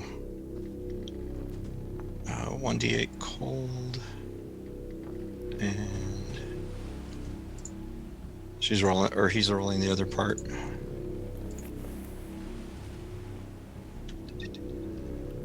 Cyra, are you close it down? No. Okay. Then go ahead and tell me what your action is. I'm really tired of this tentacle like on my shoulder. Yeah. So I'm going to, now that I can see, I'm sorry, I forgot the name of the character. Elicide. Elicide. Are you talking about the one, the character on the other ship? Elicide's the one that is the warlock, the fathomless warlock that has the tentacle. Yeah. You can see that Elicide stands up across the way. And Jason, he's actually crouched behind the rail, so we'll have half cover. Okay. So he gets a bonus. What is it? +2? I believe so. I have cover. Hang on. So D8 plus 9 is going to be 17 points of cold damage. So yeah, +2 to their AC. Okay. How many points? Well, it's a crit, right? So it's a D8, so max would be 8, and then a roll of 9 with the bonuses. And then the necrotic is going to be 6 + 2, so that's 8. So 8 to 16, 2, 9. Cyra, you may not get this shot off. Oh, yeah, we'll see. 29? 29 points of damage? Yeah. Yeah, I'm down. Holy cow. These tentacles, man. We need to find out if they actually stay up when... Because that seems pretty nuts. I'm not seeing any... It operates kind of independently from what I'm reading, but we'll have to look at that rules-wise. Okay. Cyra, you are knocked unconscious. Bolt, you're up. Bacalhau, you're on deck. Cyra has just gone down beside the tentacle beside you, Bolt, right in front of your feet. Okay. I'm still gonna try to hit the guy who I've been attacking. Okay. Who's in the bonfire. Yep. Maybe not anymore. Well, he is still at the bonfire. He hasn't moved yet. Okay. Yeah, I'll hit him first with 1 firebolt, which is 18 to hit. How many rounds have we done? I think that's been 4 rounds for the bonfire. I'm gonna use the actual flaming bonfire here. Oh no. Because it's pretty.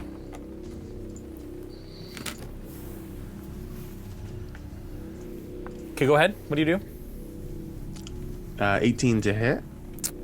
With the a firebolt. Firebolt? Yep. Does that hit, John? 18 on Thoracus. Yes, 14 is AC. Okay. That is a hit. All right, so 12 fire damage. And then I'll attack again. Extra attack. And it's a 13 to hit, so... That misses. Okay. Okay, and I'm going to...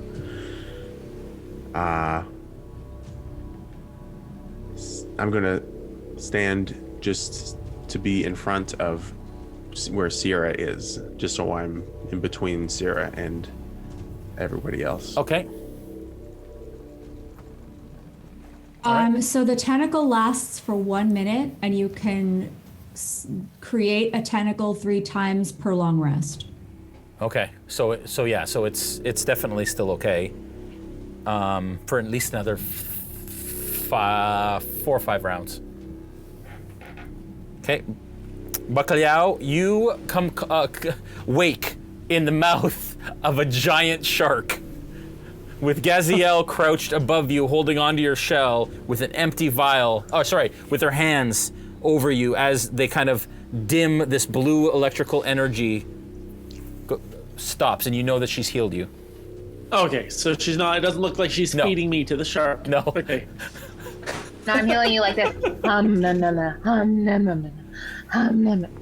That's almost more concerning than the shark. And at this point, the shark is loosely holding you in its mouth. It doesn't have you firm. Like as soon as you start to wriggle, it kind of loosens its grip. Great. Yes, it's lovingly and about biting like where are we in relation to this ship now? You're here. Yeah, that's like that looks like an orca. Okay. Yeah, I didn't have a giant shark. Is that actually an orca? I didn't have a giant shark. Okay, get off my back. Okay, so she's holding me like that orca that swam around Vancouver with its baby for weeks. Yeah. Okay. Can I wriggle free? Yeah, you're free. Okay. Yeah. Are we near a ladder? Yes, you are. Okay. I'll say, swim to the ladder. Thank you, Gaziel. You want to swim to the ladder? Guess I'll go back on the boat. Okay. Why was there a shark holding you? Why are you riding a shark? Well, you saw her turn into a shark as she hit the water, Gaziel. Bacalhau was unconscious. Oh, so I knew that it was. Yeah, you saw that it was. Yeah, you saw okay. Yanil transform into the shark as she hit the water. Oh, and he doesn't know it's Yanil yet? No, I was unconscious. No, he just thinks it's a giant. This is actually Yanil, just in case you didn't know. I thought she was a turtle. It's a shark. I wanna climb up the. Can I climb up the ladder? Yep. Yeah. So you can Get go a little bit of a swimming is half speed, so it's like 10, 20, and another 10. You're up on deck, and that's as far as you can go, unless you dash. So, but you still have an action. Yeah. So quick look about the ship. Yes. Thrakus is currently still smoldering here in front of the fire. And the mast kind of is between you and him. There is an imp over here mid-ship. Three Earrings is fighting Rhynek and Eleni over here. Bolt is at the top of the stairs. Cyra is down behind him. Okay, so I see Bolt at the top. Yeah. And directly across from Bolt is a guy on fire. Yeah. Burning to death. Okay. Well, so he's like patting out the flames. I get what's going on here, though. Yeah. So I'll look back at Bolt. Are we burning this one? And I'm going to turn and I'll cast Burning Hands on him. Okay. Evil. Are you gonna? I'll respond. You can't move while you do that. So I am gonna say that he gets a +2 to his AC for half cover because the mast is standing between you and him. I'll just respond by saying, was there ever any question? So it's actually a dex saving throw. Oh, okay. So dex saving throw, 14. Jolzos, for Is he Or still Thrakus. restrained, this guy? Thrakus, correct. No, he broke the restraint. The dex save is a 9. That's a failure, I imagine. Yeah. Yeah. So I rolled a 12 damage. It's a 3d6. 12 damage. It's a 15-foot cone. Okay. What's the range on it though? 15-foot cone for how far? 15 from me. Oh, 15 from you? Okay. It looks like he's within 15, right? Okay. Like within Yeah. 3 squares of the front of me. With that, the part of the sail that's kind of lying there kind of starts to smolder and starts to get on fire, but really at this point it's a whole dumpster fire as it is. So Yeah. okay, let me know where Thrakus is at. Thrakus is down. Thrakus goes down. So I'll just look back at Bolt and like kind of looking for approval. Like, look, I did it. That was a good one. Jolzos, there's another 211 points of damage to the dead man's plank from the ballistas. Okay. 211. All right. Accounted. Plunk is currently being pulled underwater. Three Earrings is going to, at this point, looking at Eleni and Rhynek. I'm assuming Rhynek looks the worst for wear, having been the one that just came up, right? Yes. Is Eleni bloodied? I don't want to know how many hit points. I just want to know if she's bloodied or not. I will double check. Three Earrings is going to attack Rhynek. That is going to be... Eleni is not bloodied. Okay. Rhynek, that is going to be a 16. Does that hit Rhynek? Does not. Okay. Going to attack Eleni. That is going to be a 19. Will not hit. Will not? With a 19? Will not. AC 20. Woo!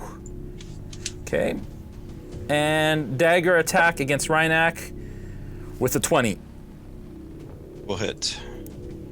And that is going to be another 6 points of damage. I don't know how much healing Rhynek got. I think it was 12. Let me double check. Okay, well they take 6 points of piercing damage from her dagger. Still up. Okay.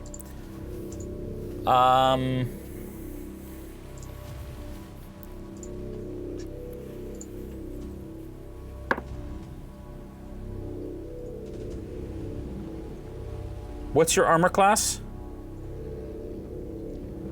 For Jolzos? Yeah. 18. All of a sudden, Jolzos, you feel something clench around your legs as you're swimming. And as you look back, it's a giant shark that now has you in its maw. You take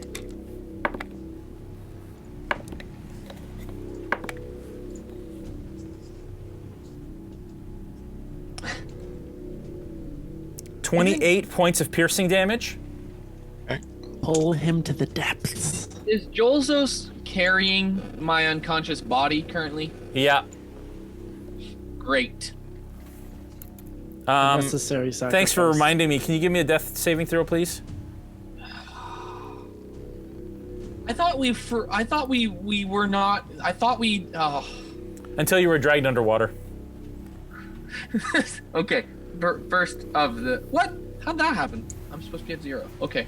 I'm doing it right now. And Gaziel, obviously, the shark leaves from under you, and kind of you're now kind of treading water. Okay. Okay. That is a 5 failed death save.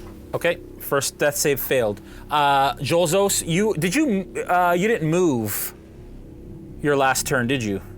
I had tried to swim with Plunk and Snow, and it didn't work. Yeah. And Snow got away, and then I had dashed with Plunk. Was that your first movement turn? Yeah. Okay. All right. Just trying to pay attention. Okay, so now the shark has bitten you. Are you bloodied? Yeah, you could say that. Okay. Eleni, Caitlin, and Thrakus are up. So let's go Eleni first.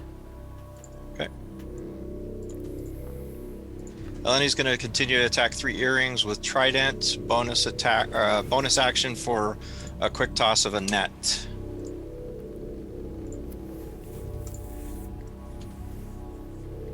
And what's Caitlin doing while that roll happens? Checking.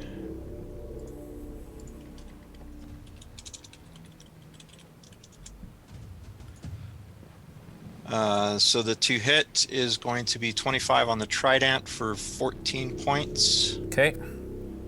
And the second attack with the Trident is a 25 for 7 points. So 21 points. Yep. And the net is coming up. Caitlin is going to be swimming back to the Wavechaser to get back into the melee. Okay. She jumps in and she moves 60, you said? With the Cloak of the Manta Ray, I believe it is 60. Yes, sir. Okay. All right. And then with the net, Eleni has a 23 to hit. Okay. 4 points bludgeoning damage. Okay. And I believe... At this point, Caitlin is back at the bow of the ship. Okay. With that movement. And you can see that 3 earrings is starting to bleed from the gashes and is starting to slow down.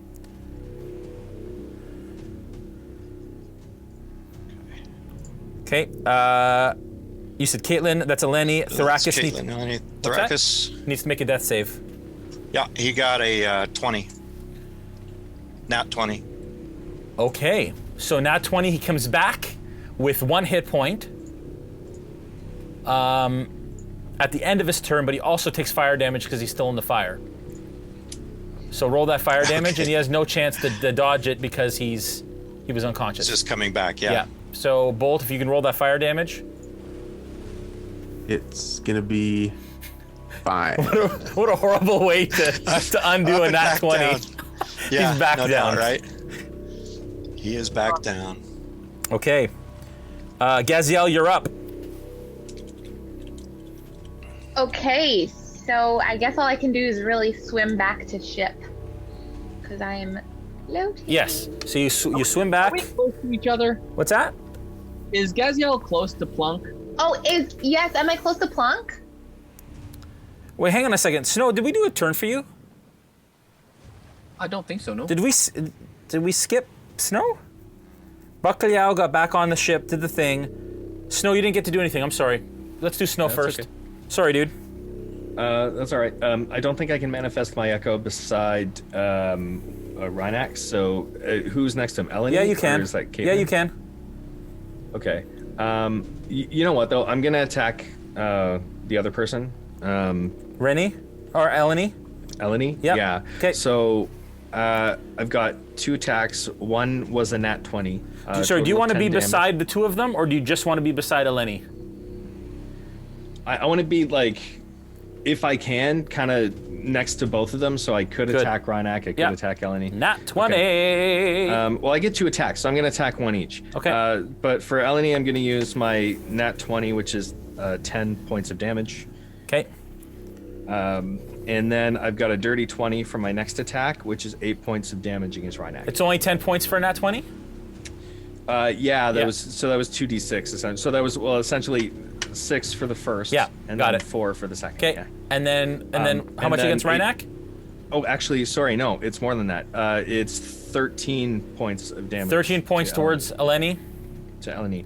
And then it was 8 points to Rhynak. And 8 points to Rhynak. With a dirty 20 to hit. Okay, back to Gaziel.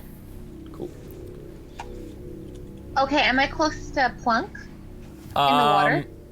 Plunk is way off. Like you're currently like treading water and quite difficultly because you're in chainmail. No, I'm not wearing my armor. Oh, you're not wearing your armor, right? Yeah. So you look underwater, and you see that Yanil currently has Big Jolzos. We're gonna call him Bolzos. Bolzos.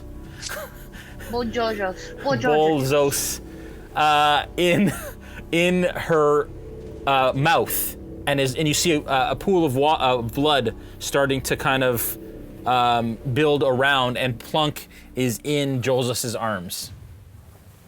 Oh, okay. And they're about how 25 to 30 feet. How far? And you can And only how far can I swim? 15. Less, because you're a halfling. 10. I'll say 15 feet. Plunk. 12 feet, actually. So Can I just start swimming towards? Because Bojojos is dying. Bojojos, whatever his name is. Bozos, yeah. Bozos. Okay, so you're gonna start swimming towards them. I'm gonna start swimming towards Plunk, just so that he doesn't drown to death. Yeah. So you get to Bozos using your dash, but okay. You can't do anything other than that. Okay. Okay. At this point, I'm going to call the Wavechaser to fire their ballistas at the dead man's plank once again. You can use bits once again to do damage to the hull of the dead man's plank. Back up to the top of the order, dead man's plank, you're up. All right, we're gonna ask all crew to repair that are available to repair. Okay. So the sailors will try to repair. So any bits spent for the dead man's plank will be to repair. Okay. Now the only problem with that is that all the bits are going to be spent at the same time. So just make sure that you designate which bits are going where, folks. Just put dead man's plank or Wavechaser when you spend your bits, please. Bolzos, you're up. So having been bit, does that mean I'm grappled or am I still free? No, you're free. Okay. Then I'm going to try to swim with Plunk to the dead man's plank. You're going to continue to swim? Dash. Yeah. So 60 feet of movement. Okay, another 60. This puts you almost at the plank, but not quite there yet. All right. It's going to be 5, 10, 15, 20, 25, 30, 35, 40, 45, 50, 55, 60. And yeah, it's all kind of happening at the same time, so the chase is on. And actually what I'm gonna do is I'm gonna move everyone back so that we can have them on camera if we so decide. Okay. All right then.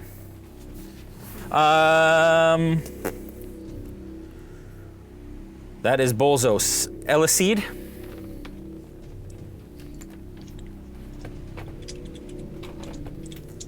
And then Rhynak. Rhynak will be on deck. Yeah. If you have an action for Rhynak, you can get that to me. Oh, is Rhynak down? Let me double check. After that shot? Yep, Rhynak's down. Okay. Death save from Rhynak.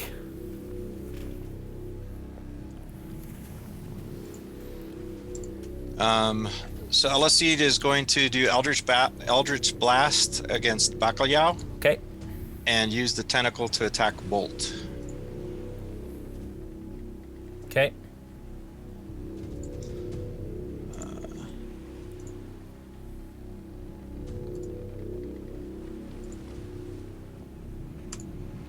Cool.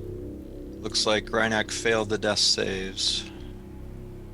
So one fail. Okay. Just waiting for the attack rolls.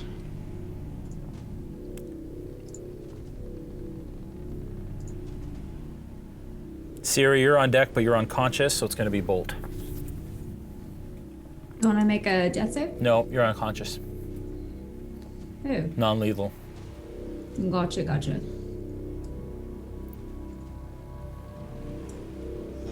Tentacles an 8 to hit. That's a miss. Miss. And the tentacle's hitting Bolt, obviously. Was attacking bolt, yes.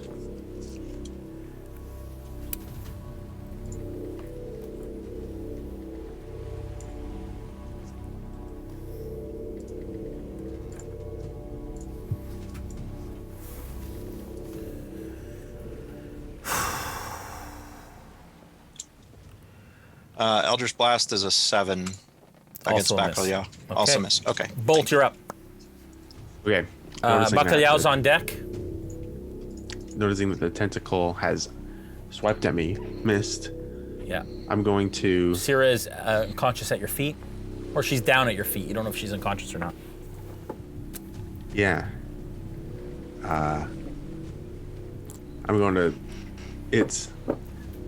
So it's close enough to me to attack right now? No, it's not. Oh, no? No. Okay, can I, staying on the upper deck, get around it?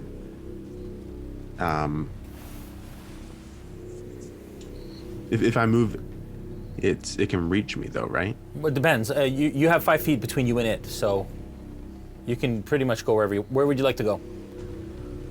Okay. I'm gonna go around it so that I don't get too close. Yeah. And then just kind of go to the back of the boat. Okay. And then I'm going to say, whoa, what do you think you're doing? And I'm going to cast a bonfire on it. On what? On the tentacle. Okay, well, you know that you know now at this point you know that the tentacle couldn't be attacked. Like it's spectral, so it doesn't take damage. Oh, that was that guy. Yeah. Okay. Then, yeah, once I'm out of range from it, then I say, nice try. And I'm going to firebolt at the same guy who I've been hitting this whole time. Well, Rhynak, that guy Thrakis is down. Do you want to hit him again? He went down? Yeah. Ooh. You know what? Bolt, I'd like you to make a wisdom saving throw, please. Okay. 15. 15? Yeah. Jolzos, can you ask Thrakis if he is a Ravenite or a Drakenblood?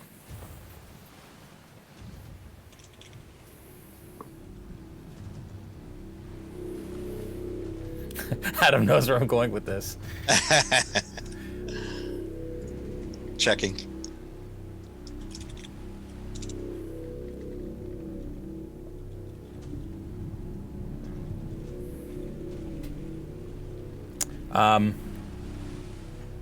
Bacalhau, go ahead while we're sorting this out. Okay. Thrakis is a Ravenite. He's a Ravenite? Yes. Okay. At this point, Bolt, for a moment, you're snapped out of the reality that you currently exist in. For a moment, you're transported to the burning carcass of your home all around you. The dragons flying overhead, raining down fire and ice on your home. You turn towards a figure, a Ravenite, a dragon born with no tail. He holds a battle axe in his hand in this vision. And you hear the words, revenge. You snap back and the Ravenite sits at the bottom of those stairs, currently engulfed in your bonfire. What do you do?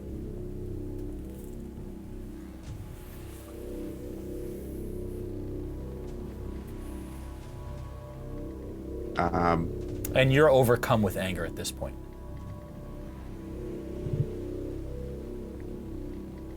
Okay. I'm gonna cast a firebolt at it. Okay. That's an automatic hit. Do you have to hit with? Do you have to roll to hit for a firebolt? Yeah. Yeah. Okay. Go ahead. It was a 17. With advantage. Oh. It's still 17. Okay. Thrakis takes an automatic death save. Failure. As he's plummeted by the firebolt. How many firebolts do you fire? Is it just one? I can choose with the extra attack to fire a second. But I think I'm so overcome with anger that I'm just, having shot the first one, staring at it and just waiting.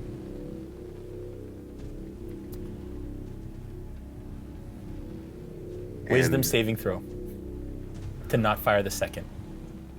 Oh. 18. You pass. And you're able to, for a moment, you hold your hand as the firebolt begins to coalesce in your palm. You clench your fist and it snuffs.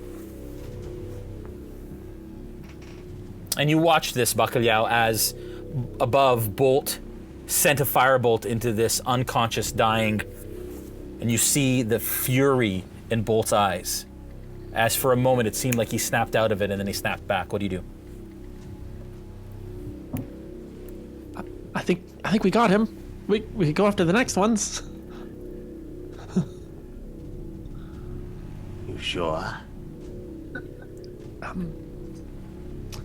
DM, would you allow me to poke him with my staff for a moment? Poke who?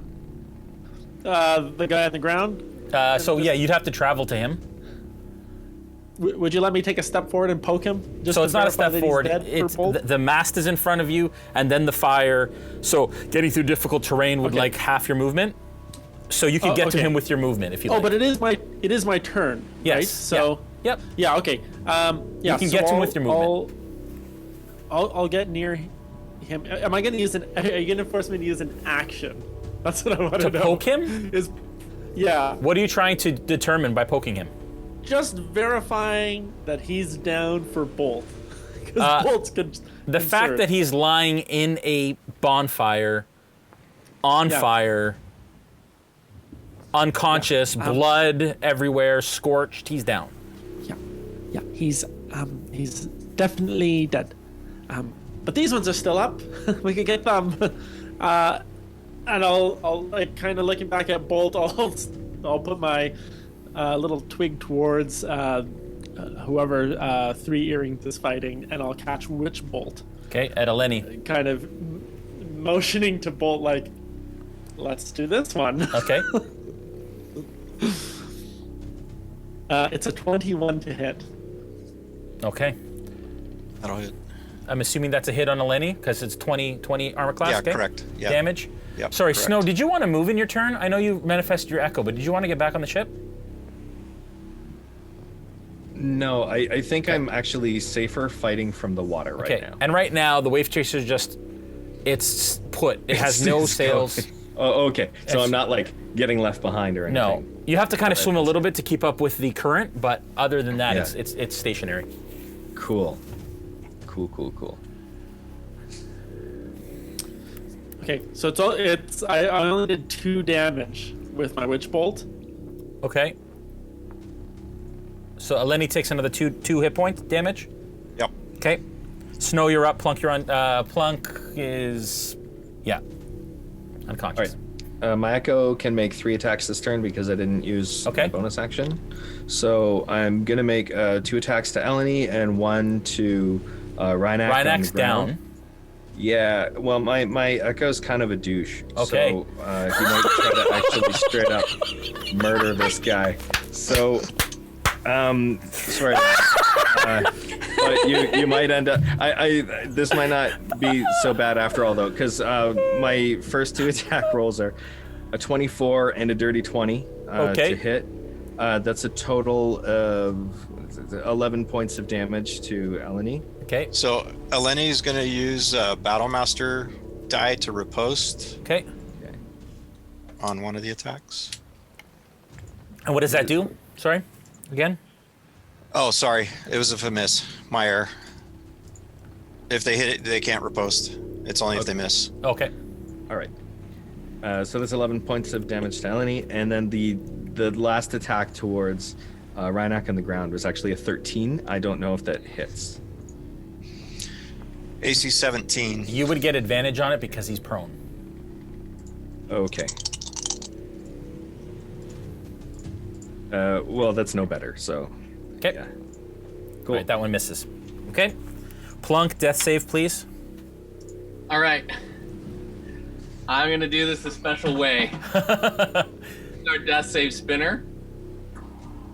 Don't they spin forever? Should we go through the whole This is the one that lasts forever. The one that lasts forever. Should we go through the initiative order again and come back and enjoying the suspense? My second attempt. Let's see where it lands. And the left side is success. Success. Except for it's a success? Okay. All right. Yeah. Okay. 3 earrings is going to attack Eleni. That's not good. The first one's a natural 1. Comes across with one of her scimitars and it smashes over the trident, and she drops it. The second attack hits. That's going to be 9 points of damage. And the third one misses.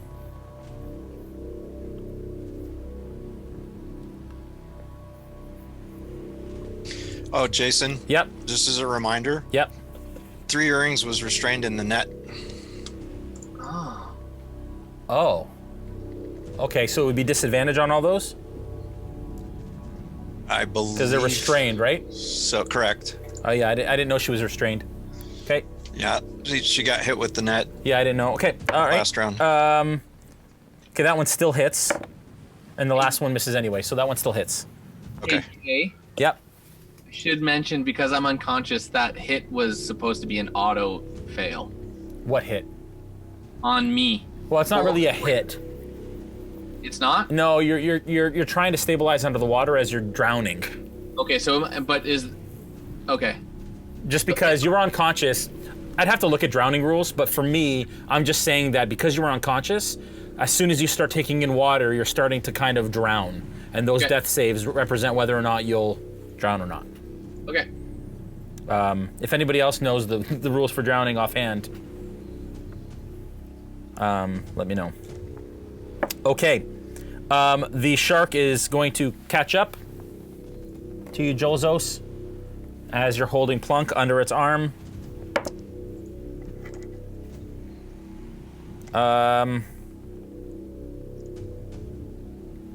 That is a 26. That'll hit.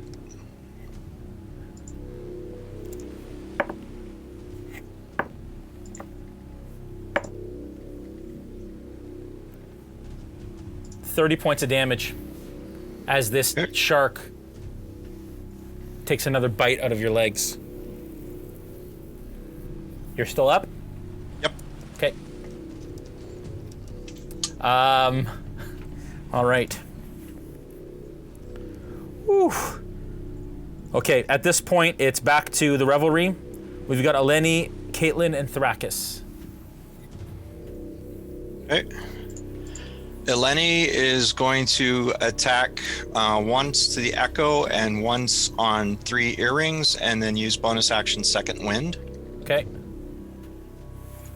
Echo is going to be an 11 to hit. Miss.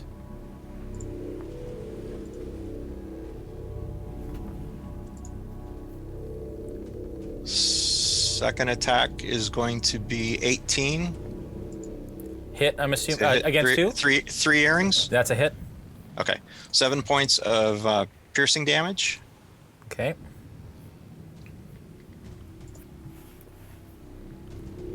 All right. And second wind will recover 7 hit points. And that's an advantage. That shot's with advantage against 3 earrings. I don't know if you want to roll again just in case she gets a natural 20. Okay. Go ahead, Eleni, roll again. Caitlin is now at the side of the ship. She trying to board? Yes. Does she want to try and board at the ladder, I'm assuming? She wants to board at the quickest entry that will give her access to melee. Okay, well, the ladder, she doesn't need to do an athletics check. If she wants to climb the back of the boat, it's going to take an athletics check. Okay. Let me find out what she wants to do. Okay, Thrakus needs to do a death save. How many death saves does he have? What's his count at right now? I think it was he 2 had failures? the nat 20 and then went back down. So does it start over? No, wait, sorry. So he's got 2 negatives, right? 2 fails. No, he had come back with the nat 20, but because he was in the fire and only had 1 hit point, he went back down again. Yeah, so it he resets. Okay, so it'd be his first death save then. And Caitlin is going to take the ladder. Yeah, but Bolt hit him with the firebolt after he went down again. Ah, okay. So that's an auto fail, or how does that work? Yeah, Sorry. he's got 1 auto fail now. Okay. Okay. And then so he rolled a 4. That's a second auto fail. That would, well, again, if the firebolts gave him 2, then that would be his third. Well, no. The firebolt gave him an additional automatic 1. So he had 1 after he rolled 1 after he went down a second time? No. This is his first time to roll after going down the second time. Okay, so yeah, so the firebolt gave him an automatic 1. Then this is his second one. This is his second. Okay, so he failed his second. He's still in the bonfire. Correct. That'll be the third. Thrakus' body stops breathing and goes still on the deck of the Wavechaser. Oh, I feel so bad. What's Caitlin doing? She's taking the ladder. Okay. We'll have to move her up. And she's got the mana ray, right? She's got Cloak of the Manta Ray, correct. So 40 gets her to the thing. And the other 10 gets her up on the deck.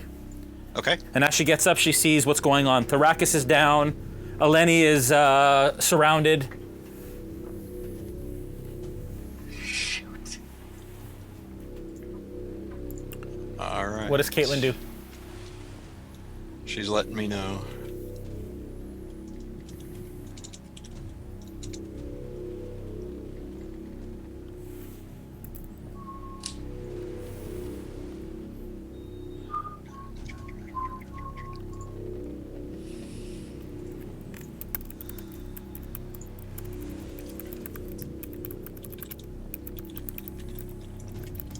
Oh man. Adam. What have you done?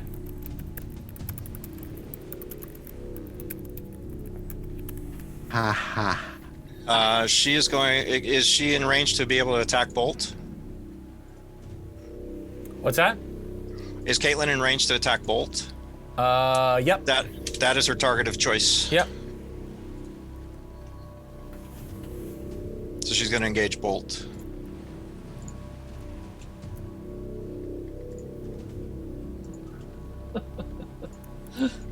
Oh man.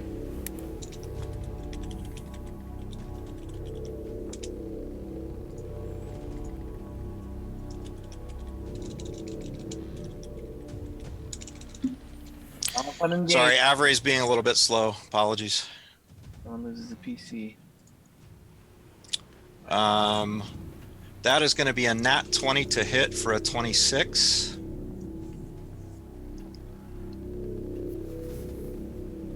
Nat 20! What? Danger. So that's the first attack. So it's 8, 16. Plus 1. You're attacking bolt, right? 27. Bolt, yes. Okay. 27 for that. And sorry, Adam, just so you know, you can't do 2 firebolts in a turn.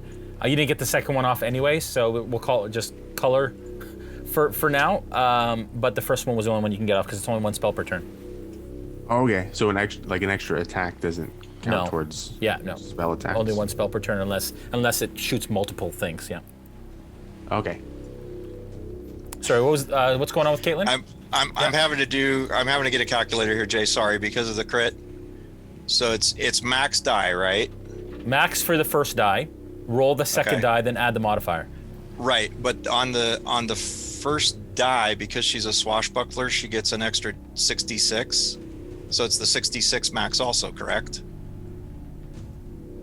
Wait. For sneak attack damage? No, it's not sneak attack. It's for being a swashbuckler.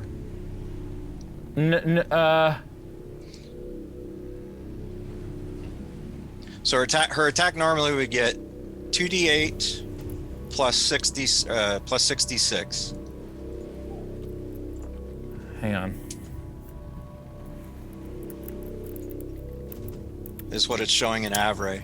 Yeah, but I think the 66 is added afterwards. Okay. It's like it's a modifier, so right? We'll roll with that. That'll work. So 16, 9, 25, 30, 34, 36, 30, 41 points. Woo! Wow. I am down. Bolt, what's your maximum hit points? 42. Oh my goodness. Yeah, we're still trying to capture though, Jay, so it's going to be non-lethal. Yeah, but that was close to death. If you, okay. Or is it double? I think it's double. It's double, Double, Jay. yeah, okay, yeah. Bolt goes down beside Cyra. And I sent you a message in the chat, Jolzos. I don't know if you got that. Got it. Okay. I did not, actually. Okay. In the Zoom or? Yeah, Zoom. Okay, so Thrakis is done. Caitlin just went. Eleni has gone. Gaziel, it's your turn. Gaziel, you are you're currently swimming behind. You saw that Jolzos kept going. The shark caught up and bit, and you are basically a shark's length away from Jolzos and Plunk. Okay. Can I get to Plunk and lay on hands, or is he in death save mode? Unfortunately, you're gonna have to use your whole movement to even get to them. Oh, okay. So am I close to the ship? No. At this point, you're like 50 feet. You're close to the other ship almost. So at this point, you guys are about like 15 feet from the hull of the Dead Man's Plank. Could I get on the Dead Man's Plank and like attack someone sneakily on that ship? You can absolutely try. Well, we're gonna try it today, aren't we? Oh my goodness. Okay, so you get up on the. I'm really tiny, right? So I can hide. Yeah. I think. So you start to climb the ladder of the Dead Man's Plank, the closest to the front. I'd like to give me a stealth check, please. Okay. Stealthy. I got a dirty 20. Okay. With a dirty 20, you really quietly, with your warhammer in one hand and your shield in the other, really quietly kind of climb up. And you're liking this no chainmail thing. You're actually moving around very stealthily. And as you look over the top of the ship, Jolzos, can you give me an idea of how many crew members are on the deck and what she sees? Not including what we talked about before, because we said that wasn't a thing. Right, so just there'll be just the Marine contingent? No, not the other component? We had talked about the fact that, what did we say? I think you said no soldiers, just Marines, is what I recall. Just want to make sure. Yep. Okay. So on the deck, you'll see 25 sailors doing their businesses and taking care of, the fires and doing repairs. The officers are ordering, and you see a phalanx of 2 squads of Marines, 10 squads each, that are prepared to engage in battle, awaiting for orders from the first mate. And who is the first mate, Jozos? The first mate is... From my knowledge? Yeah, it's a young elven female. Yeah. Her name is Vina Raider Rumlar. Okay. All right. And she also sees Elseed on the deck, right? Facing the plank. So you're looking at like 50 some odd people on the deck of the Dead Man's Plank. Okay, so I see what I see, and maybe I can go to Elseed, this guy, and just sneakily attack him. Because this guy needs to die. Yes. Okay. And he needs to die so we can move on with our lives. And get this tortoise lady up to this mountain. Okay, give me... I forget all the names of everything, but that's what I know we have to do. Real quickly, give me a survival check. All right. Don't fail me, D&D. Don't fail me. I got +4 on that, so let's see. 14 plus 4, 18. Okay, with an 18, you know that you could probably, with as sneaky as you're feeling right now, and the chaos that's happening on the plank, you could probably get to Elseed. But you know, as soon as you attack Elseed, you have 50 people surrounding you that you're going to have to deal with. So you can make whatever decision you want. All I'm saying is that with that survival and your idea of tactics, you can absolutely probably get a shot off on Elseed and attack him, but the aftermath is going to be escaping. All I know is maybe if Elseed dies, everybody surrenders.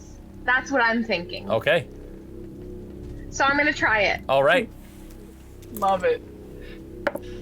Okay. It's all or nothing. My people are dying, and we're gonna be destroyed by the planking. So. And you have a dirty 20, right? Let's go. You got a dirty 20 for yes. stealth? Okay. Can I get a perception dirty 20 check? For stealth. Can I get a perception check from Elseed, please? Please be one. Actually, Elseed's not necessarily watching. What's his passive perception? I'll ask. You'll ask. Okay. Now we get fiery. Frontline defense. Christina, this is ballsy. Ballsy. Gaziel's got some berries. Balls to the walls. My God calls me to bigger things than just sitting around and healing. It's 11, Jason. He calls me to battle. My God's calling me to sit down and take a nap.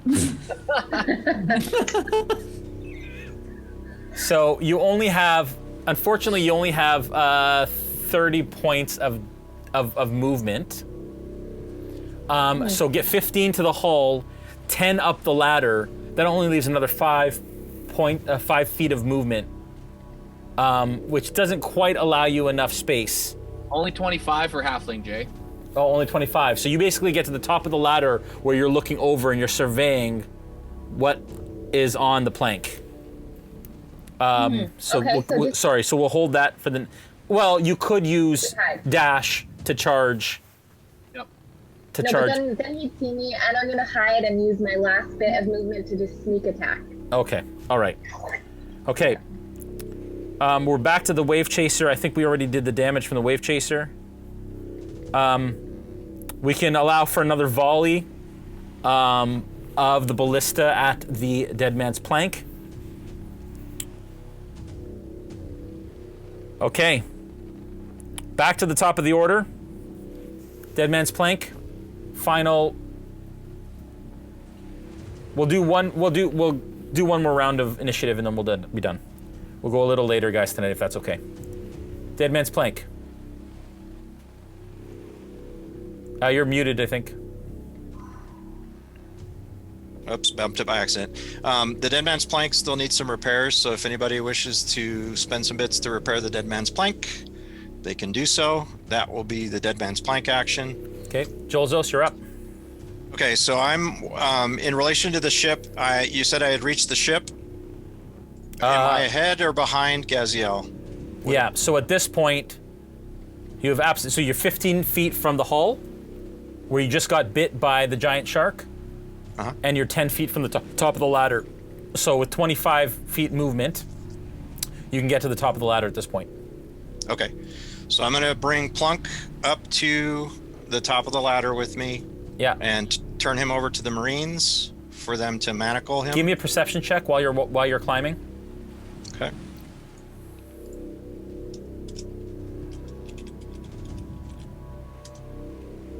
$19. Okay. You walk right. You climb right past Gaziel somehow. All right.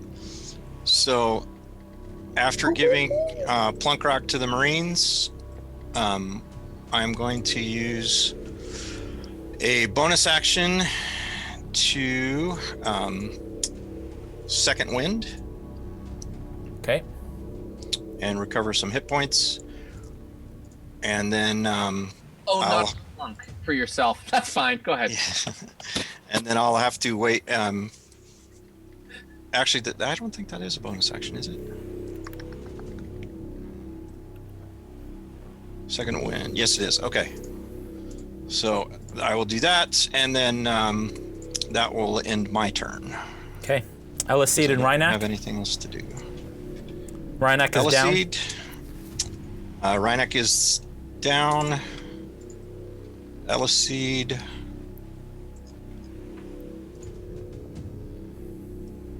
I got somebody else typing. Hang on. Sorry. It's okay.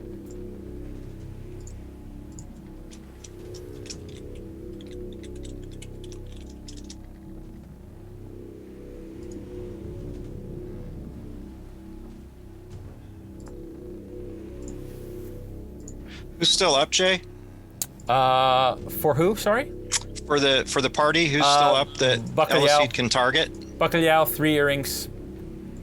Okay. And Snow, and his echo. And Snow's in the water. He's not on the ship, correct? Right. Okay.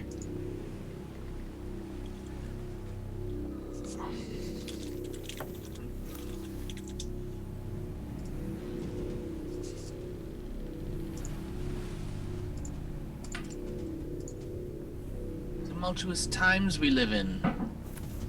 Lots of people typing. Rhynak, I'm assuming, is doing a death save?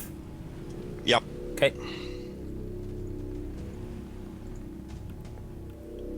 Cyra is still out. Bolt is still out. Bacalhau, it's your turn. You can start to do something if you like. While we wait. Yes. Well, I didn't take any damage. Yeah. Which means my Witch Bolt is an auto hit. So I'll just roll for damage. It's a fun time 1. Okay. Again, I said natural ones aren't going to do anything worse, so we're just going to allow that to miss. It's it's an auto hit. I've only just done 1 point of damage. Okay, against 2 again. Yep. Eleni. Yeah. Eleni takes 1. Eleni takes 1. Yeah. Okay. Do we have an action for Elisede yet? Oh, it's terrible. I'm still waiting to finish typing. Okay. Ryanak's death save. I'm gonna.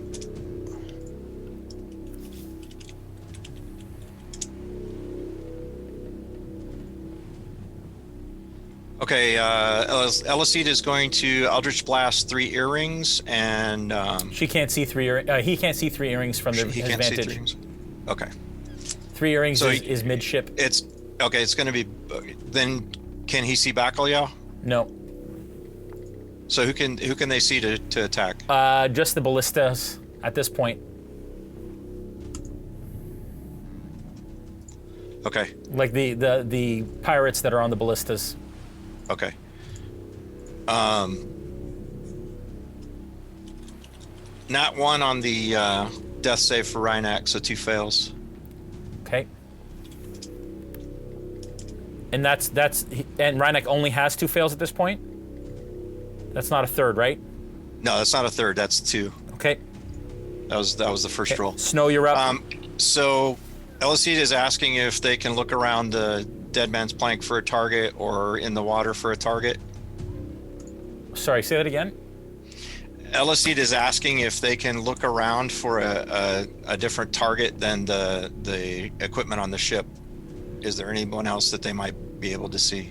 Elicete, can you give me a perception check?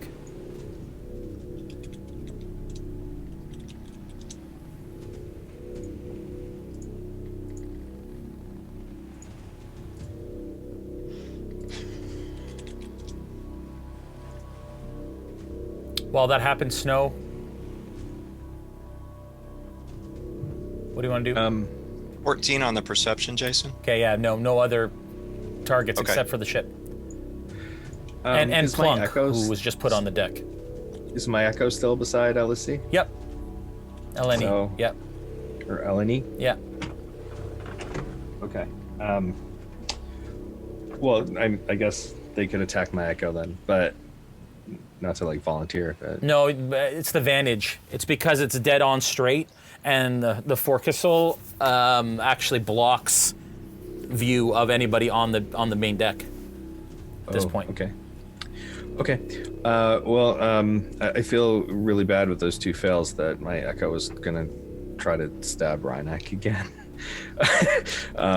So I'm thinking I shouldn't be that guy. So all three of those attacks would go to Eleni. Okay. Then, so one of them is a 25 to hit with 6 points of damage. I think the other two miss because Eleni is 20 AC. Was it? Yeah. Correct. Yeah. So the other two don't hit. Okay, so it's that's just 6 points. Okay. Yeah. Not Eleni. Elicete is saying that he is going to shoot an Eldritch Blast at Plunk then. 12 to hit. Wait, what? The Plunk soul brother. Not to miss, but why? So at this point, Elicete turns towards Plunk, the only member, rage filling Elicede's eyes. That order to not kill anyone clearly not withstanding. And as he lifts his hands, Eldritch energy begins to coalesce as he extends his hands towards Plunkrawk, and that's where we're going to end the session for this evening. Oh, man. No! Oh, yes. What a session. What a session. Holy cow. 3 hours of combat, but it wasn't boring combat. Things are starting to stutter a little bit, folks, so we're going to move along. I need a winner for Flame Bite. You won the giveaway. That is a Reaper Dice Tower from Forged Gaming. Again, check them out at forgedgaming.com. Yeah, things are starting to stutter a little bit. I'm going to get out of here quick. Congratulations. Check them out. And again, RealmSmith 20 is the promo code to get 20% off at the site. I'll make sure that your address gets out. All the Smith Guardians will be in contact with you. Thank you, everyone, for watching. Make sure that you follow and subscribe here to enjoy some of this craziness. I can't believe this is going to another session. I thought it would be done this session, but here we go. It's been a blast. It's been riveting. You guys have a great night, and we'll see you next Monday. Bye. Discord, I'm coming for you. Wow.